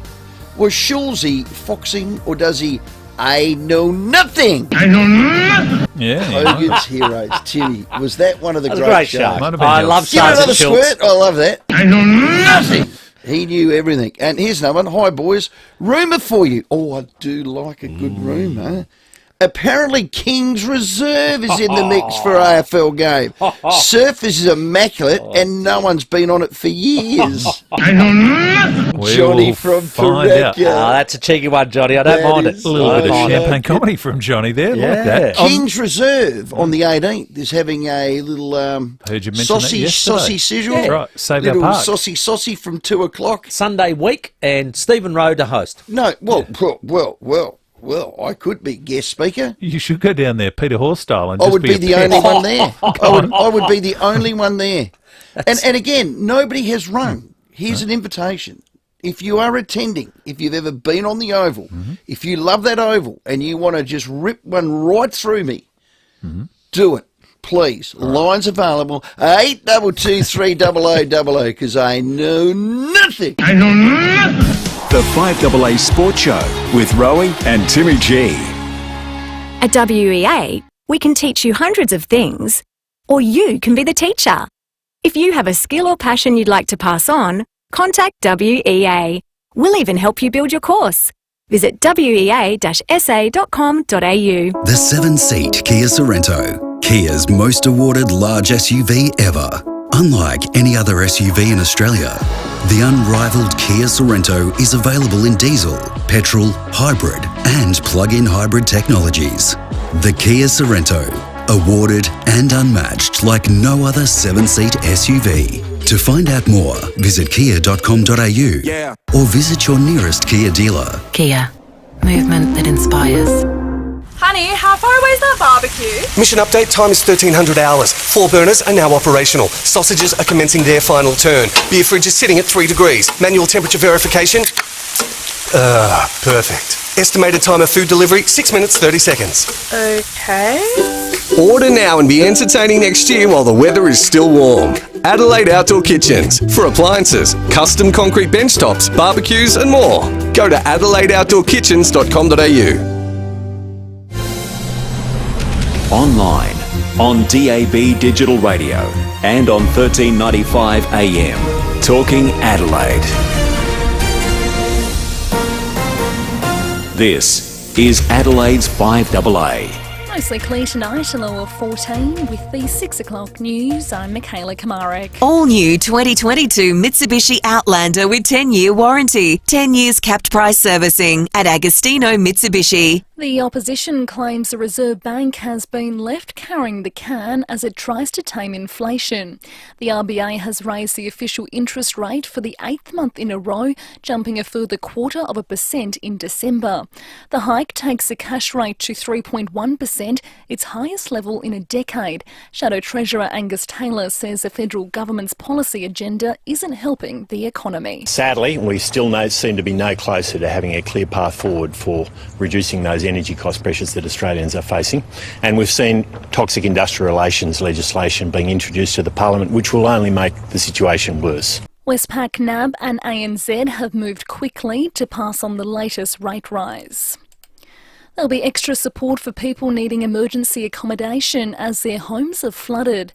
Thousands of properties along the River Murray have been door-knocked to warn residents to move out. But Premier Peter Malinauskas says about 260 need help finding somewhere else to live. We want to make sure there is the ability to put a roof over people's heads who simply have literally no other option whatsoever. This $1.2 million will go to the booking of a range of short-term accommodation options, up to 500 beds in communities and locations that are as close as possible to those people's homes. The Prime Minister maintains rising electricity prices will be addressed by the federal government before Christmas. Anthony Albanese will be holding a virtual National Cabinet meeting on Friday with his state and territory counterparts after being diagnosed with COVID. Imposing a cap on coal and gas prices is among the issues up for discussion. Mr Albanese says he's confident consensus will be reached. I've had discussions with the premiers over the weekend and again yesterday and last week. So these things are being worked through constructively, and I'll continue to work through with them in a positive fashion. Talks are continuing between Australian and US defence officials, which will include a timeline to provide a nuclear-powered submarines. Defence Minister Richard Marles is meeting his American counterpart in Washington. Both countries will also discuss greater military cooperation, including increased training exercises. Mr Marles says working with the US is crucial and the partnership must be nurtured. Every step of the way forward is not necessarily obvious, but one of the things that's really clear is that in this moment it's a time to be close with friends, and in that sense I think I agree. I think the alliance has never been more important, and I don't think the alliance has ever been in better shape, and that's a big thing to say because the alliance has always been in very good shape. Protests have erupted in Jakarta hours after Indonesia's parliament passed a law that bans sex outside marriage. The sweeping reform also bans unmarried couples from living together. A former Australian commissioner to Indonesia says it appears the law would also apply to tourists in Bali. Now turning to 5AA sport, and Nathan Lyon has applauded the selection of tearaway fast bowler Lance Morris in Australia's squad for the second test against the West Indies. Morris, known as the Wild Thing, is on standby as Pat Cummins battles a quad strain. Lyon says his inclusion is a smart move. I think it's an amazing opportunity to have a young, fast, a genuine fast bowler come into the squad and learn off the likes of Pat, Josh and Mitch. I think they're obviously at the top of their game. And the final two places in the FIFA World Cup quarter-finals will be decided by early tomorrow morning. Morocco will take on Spain in the round of 16, followed by Portugal and Switzerland. Now checking 5AA traffic. Well, the major's looking pretty good for the drive home. Shouldn't have too many great hassles, which is excellent. More roads are opening too as the Adelaide 500 is packing up. Bartels Road now open both directions for the drive in and out of the city. Should make it nice and easy. Busy at the moment, James Cogden Drive near Railway Terrace. Slow going for works at Trinity Gardens, McGill Road near Burnie Avenue, and got a camera at Jersey Avenue at Kilburn. Foxtel's Christmas sale is on now. For a limited time, save on drama, movie, sport and Netflix. New customers only. Offer ends December 24. Search Foxtel for more. Adelaide's most accurate traffic on 5AA. Now the 5AA forecast. Get the Toyota Forklift Advantage. Visit toyotamaterialhandling.com.au. Mostly clear tonight, a low of 14. Partly cloudy tomorrow, 21. Thursday cloudy, 21. And Friday partly cloudy and a top of 26. Right now it's 22 degrees. Now let's hear what's happening on 9 News Tonight. The worst police have seen. Shocking claims over a baby's death, living in squalor. Evacuations begin at Renmark Hospital. The death of a TV sitcom favourite. Local councils offering a new way to recycle plastics at the curb. We reveal the toys topping the wish list this Christmas. And Adelaide Zoo expecting the pitter-patter of tiger paws. I'm Will McDonald. See the full story on 9 News, happening now. You simply can't imagine how it would feel to hear a doctor say, your child has a terminal genetic illness. Renee has heard those devastating words 3 times. Her 3 beautiful young kids may never see their 20th birthdays. Childhood dementia causes 90 deaths every year in Australia. It's a number similar to cancer. Little Heroes Foundation, in their support of sick kids, is right behind Renee and other families like hers. You can donate, volunteer and help fundraise by visiting littleheroesfoundation.com.au. If you want to build a new home, something that reflects you and your lifestyle, then you really need to speak with Beechwood Homes. And just so you know, they won't try and sell you a house plan. In fact, there's no house plans until you tell them what you want. So go for it. Start thinking of all the possibilities or get in touch with Beechwood Homes for a few thought starters. Life's good. It's even better in a Beechwood home. Google Beechwood Adelaide. When I feel strong, I feel like dancing. When we feel strong, we feel like dancing. Join the Wiggles and World Vision in bringing hope and joy to children around the world by sponsoring a child this Christmas. Your support can make them feel strong and proud through improved access to food and education. Sponsor a child today. Search World Vision. I feel like dancing around the world. Apply for a mobile card for your business today. Visit mobilecard.com.au to get discounts on mobile quality fuels, zero account fees and other exclusive benefits. Mobile Card. Your business sorted. The 5AA Sports Show. Rowey and Timmy G. 7 minutes after 6. You know it's not too far away. What's What that, is my it? friend? The Berry Hotel. Oh, I know. The very good giveaway. Next week. We're going on Thursday next week. You're on the road. You're hitting the road, and here's what we want our amazing listeners to do. They could be joining you for dinner, overnight accommodation, separate rooms, round of golf. All you got to do is register on the 5AA win page. So if you want to get along for a great experience and a lot of fun, keep listening to the Sports Show all week for your chance to win. Get on 5AA.com.au and ditch the city for the all-new Riverview Villas at the Berry Hotel. It's Berry perfect for your summer getaway. Book at berryhotel.com.au. You think it should be a landmark. Can't wait to get down there. I love Berry. Well, my uncle, I basically grew up there, shooting carp with shotguns. I did. We won't be doing that. I promise you that. well- We'll be having a lovely meal in the bistro. Well, they're vermin up there. Yeah. They're bloody Oh, they everywhere. are vermin, And mate, absolutely. I tell you what, for those that catch blue swimmer crabs, the best bait. Is that right? Then McHenry will tell you that. I'll have him on. Oh, the Friday. fishing show. There Fishing you go. show. So get some 6:30. carp from the river, bring it down. Yeah, and freeze it. Good for whiting, you reckon? Oh, crabs. Yeah. Crabs. We used to freeze them as they're whole, and then we just bandsaw them into pieces. Gotcha. Oh, the best bait. Oh, brilliant. All right. It's not That's the a fishing tip. show. Who we got on now, please? You and Rick Darling can have that conversation at the Archibald tomorrow. Richard Bayliss is one of our pals thanks to Parafield Airport Liquor. It's home of the hardest to find wine, beer and spirits. Life is better with your pals. The World Cup, Brazil went nuts. Here he is. Oh, it's beautifully played. Richarlison. They're looking to make it 4-0 here before half-time, and they have done. Lovely finish from Lucas Paquetá. And the Samba Shuffle is off on show again. I've loved the World Cup coverage on SBS. Their host is Richard Bayliss. He joins us now. Richard, thanks for your time. Anytime, Rowey, no worries. Great man. Let's start with Brazil's 4-1 win over South Korea.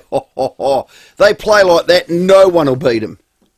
Yeah, agree. Yeah, that's right. They came into the tournament as favourites, but I think they were somewhat under the radar in the group stages, didn't really hit their straps. Defensively good, but not necessarily pulling up any trees. But yeah, that first half against South Korea, wow. I mean, not just the fact they were up by 4 in 35 minutes, just the way they created the goals. They could have scored 7 or 8 as well. That's the Brazil we've come to expect over a long period of time, and they enjoyed it too. The dancing celebration. It's samba football, and we love to see it.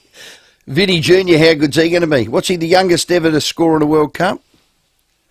Yeah, he's not quite, but he's one of the best we've seen probably in Brazil for a while, because if you think about, I mean, Pele era clearly, but even the 90s and early 2000s, they had those global stars, Romario, Ronaldo, Ronaldinho. I think Vinicius Jr. is probably the most obvious in that category. I mean, obviously Neymar's been around for a while, but this kid is phenomenal. He's already doing it at Real Madrid for fun.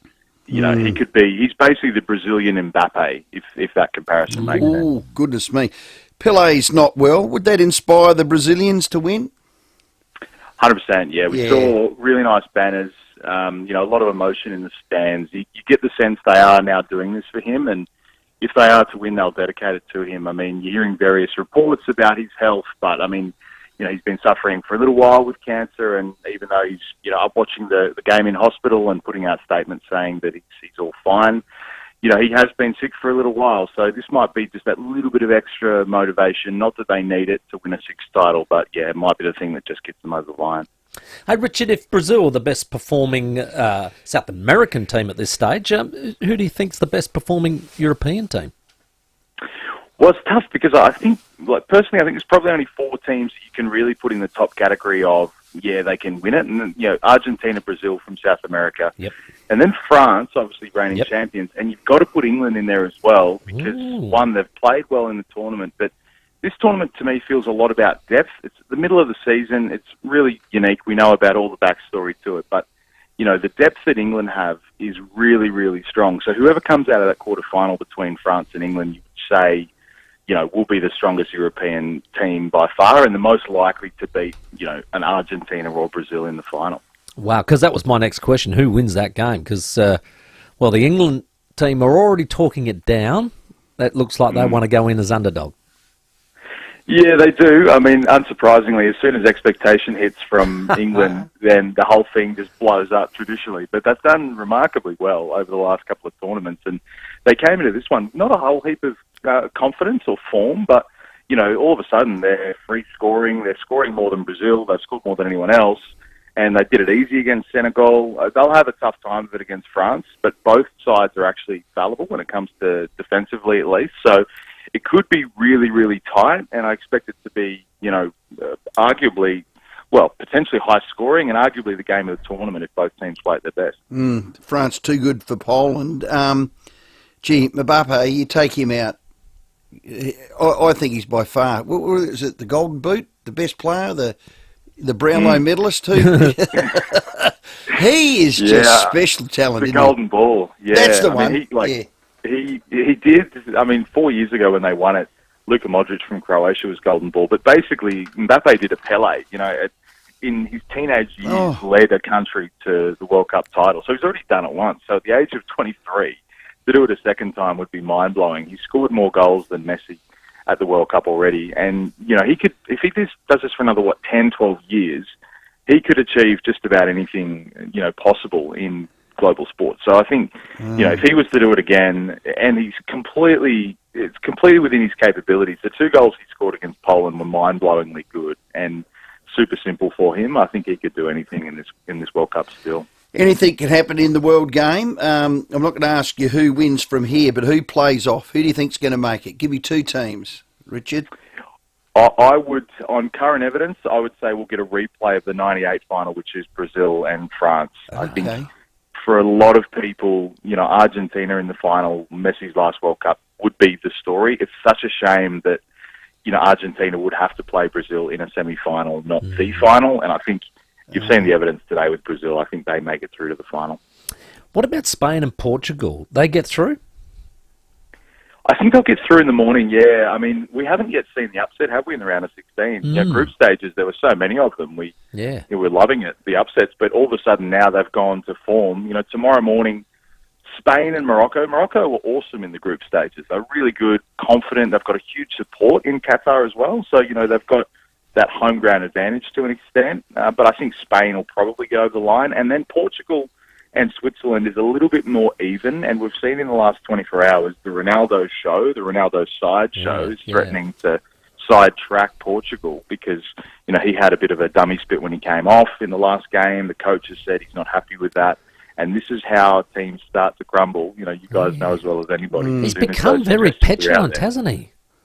He has. I mean, it's always been in his locker, but, as soon as he doesn't have it all his own way on the pitch, it's easier to see some of that petulance, I think. And, he's about to go to Saudi Arabia for a ridiculous money deal. It's starting to crumble a little bit for the Empire. But, hey, if he can win the World Cup for the first time too, you can't argue with it. And he's still in with a shot. He's lost me. Blood money. Washing, 315 mil. Goodness me, you big hungry hippo. Hey, one last one. We spoke about Graham Arnold. Maybe his management leaked a bit yesterday about, he hasn't got a contract yet. What's he doing? How did you see all of that, Richard? I don't know. It wasn't good timing for me. Socceroos arrived back. We're lauding them for a fantastic World Cup, and he's worrying about his next contract. Yeah, I think if you go back probably 6 or 7 months, I mean, he was just about out of the job. I mean, correct. the word was from the inside was that he was just about to lose the gig, and at the last hour they thought, no, we'll keep him in the job, or at least that was the suggestion that we were hearing. So, for him to then take the team to the World Cup, one of the, on paper, weakest squads at the World Cup, let's be real about it, to take them through to the round of 16, people across the world, I'm reading a lot of UK and European press saying how good are Australia, they're punching above their weight, their team's not that good, but they're overperforming. We've turned a lot of heads, and Graham Arnold has been at the helm of that. He's done this over a couple of years where he's worked with the young players, he's got them to this point, and they've done exactly what they set out to do, which was reach the round of 16. So, in terms of his future, I think it should come down to him. If he wants to continue, given what he's done, I think there should be an opportunity for him to do that. But, maybe he might look at it and say, well, this is as far as it can go. It's a good time to leave when you're on top. Who knows? But you'd like to think, given the momentum at the moment of the Socceroos and the success of the past few weeks, they get out there and make a statement soon and they continue this momentum. Otherwise, everybody forgets about it, and then 4 years' time it pops up again. So, it's about harnessing the momentum and moving forward as soon as possible. Yeah, well said. Keep up the great work. Richard, thanks for your time. Good on you, boys. All the best. Does a brilliant job. Host of SBS World Cup coverage, Richard Bayless. Morocco take on Spain, and Portugal with the big hungry hippo, Ronaldo, take on Switzerland. Look forward to it. And you can see all the action live and free on SBS, and we are loving the work of Richard and Boz He's a ripper. and Foz and John Aloisi He's a ripper. and all the team there at SBS. Just before we get to the break, I should say too, Richard is one of our pals. Yeah. Thanks to Parafield Airport Liquor. So Richard can go and see Sam and Jamie, or we'll do it for him and send it along. Wine, beer, spirits. Life is better with your pals. Con on the text before we get to traffic. He said, I wonder how many of the rich AFL, VFL players went to Qatar to support the beloved Aussies. Answer, none. They love going to the US of A in the off-season. They're besotted with American sports. Well, Con, they're back at training, buddy. It would have been hard to go to Qatar with Well, timing. every club is fully back as of this week.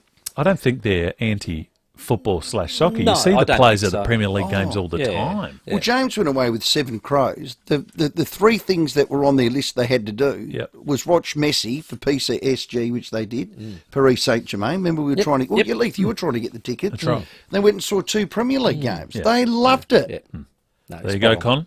Come on, Con. Small man syndrome, buddy. 19 minutes after 6. The 5AA Sports Show with Rowey and Timmy G. It's a New York Times #1 bestseller, and together with Event Cinemas, 5AA has your tickets to an exclusive screening of A Man Called Otto. Otto? O-T-T-O. A Man Called Otto is a heartwarming story of how some families come together from the most unexpected places. Keep listening to your favourite 5AA programs for your chance to be there. Or for another chance to win, visit the 5AA win page. A Man Called Otto, starring Tom Hanks, in cinemas January 1. Whether it's been years since you set foot in a classroom or you live in one, you meet some of the friendliest people at WEA. It's a safe space to learn something new. Find your next something and meet your people at wea.com.au. Top of the list? First pick, numero uno. If you've been dreaming of choosing a new Mazda, Mawson Lakes Mazda want to give you preferential treatment. New stock has arrived, and right now you can take first pick of the Mazda range and lock in an amazing deal. Get behind the wheel of your dream Mazda sooner. See the new stock available for delivery now. Mawson Lakes Mazda, just a short drive from the city.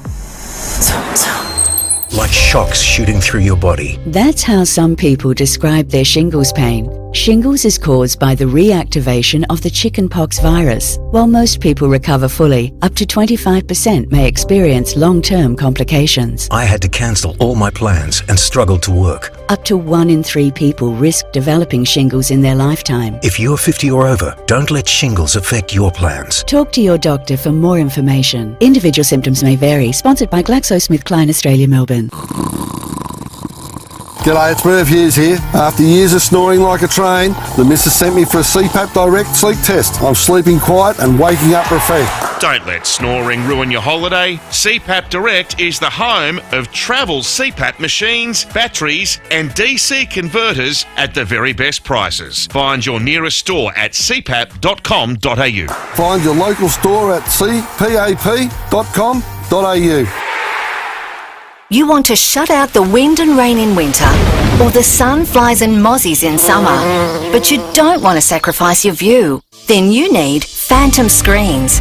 For protection from sun, wind and rain all year round, Phantom's SA-made outdoor motorised blinds can span up to 12 metres wide. They offer effortless automation, a blind that's there 1 minute and gone the next. From the hills to the coast and everywhere in between, choose Phantom Screens. Get inspired online at phantomscreens.com.au. Helping artists tell their stories, to me, that's big.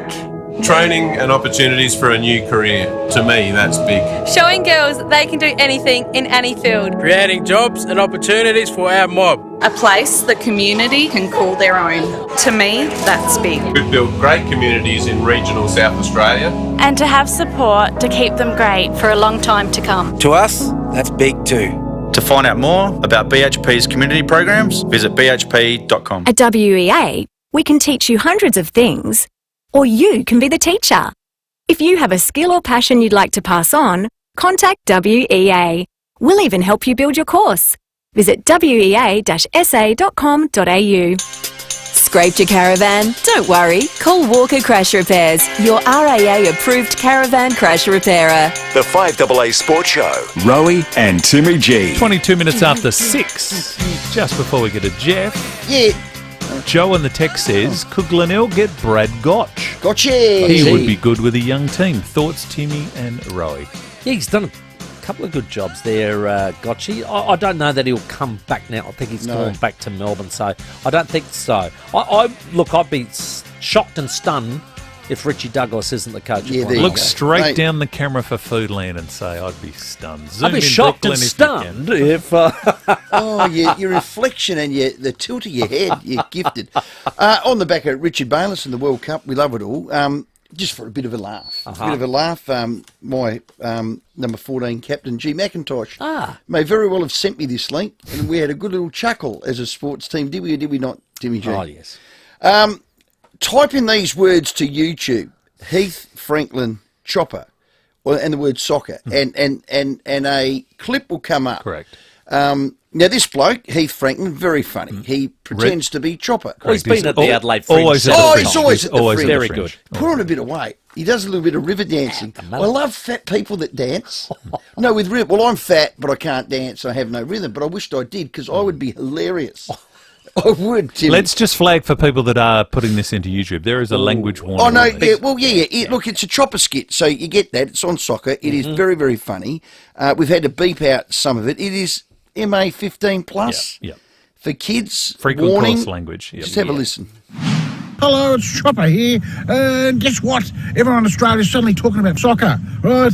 But the shit thing is, Australian soccer fans are the worst because they're like, oh, it's not actually called soccer. It's actually called football. It's the original football because you play it with a ball with your foot.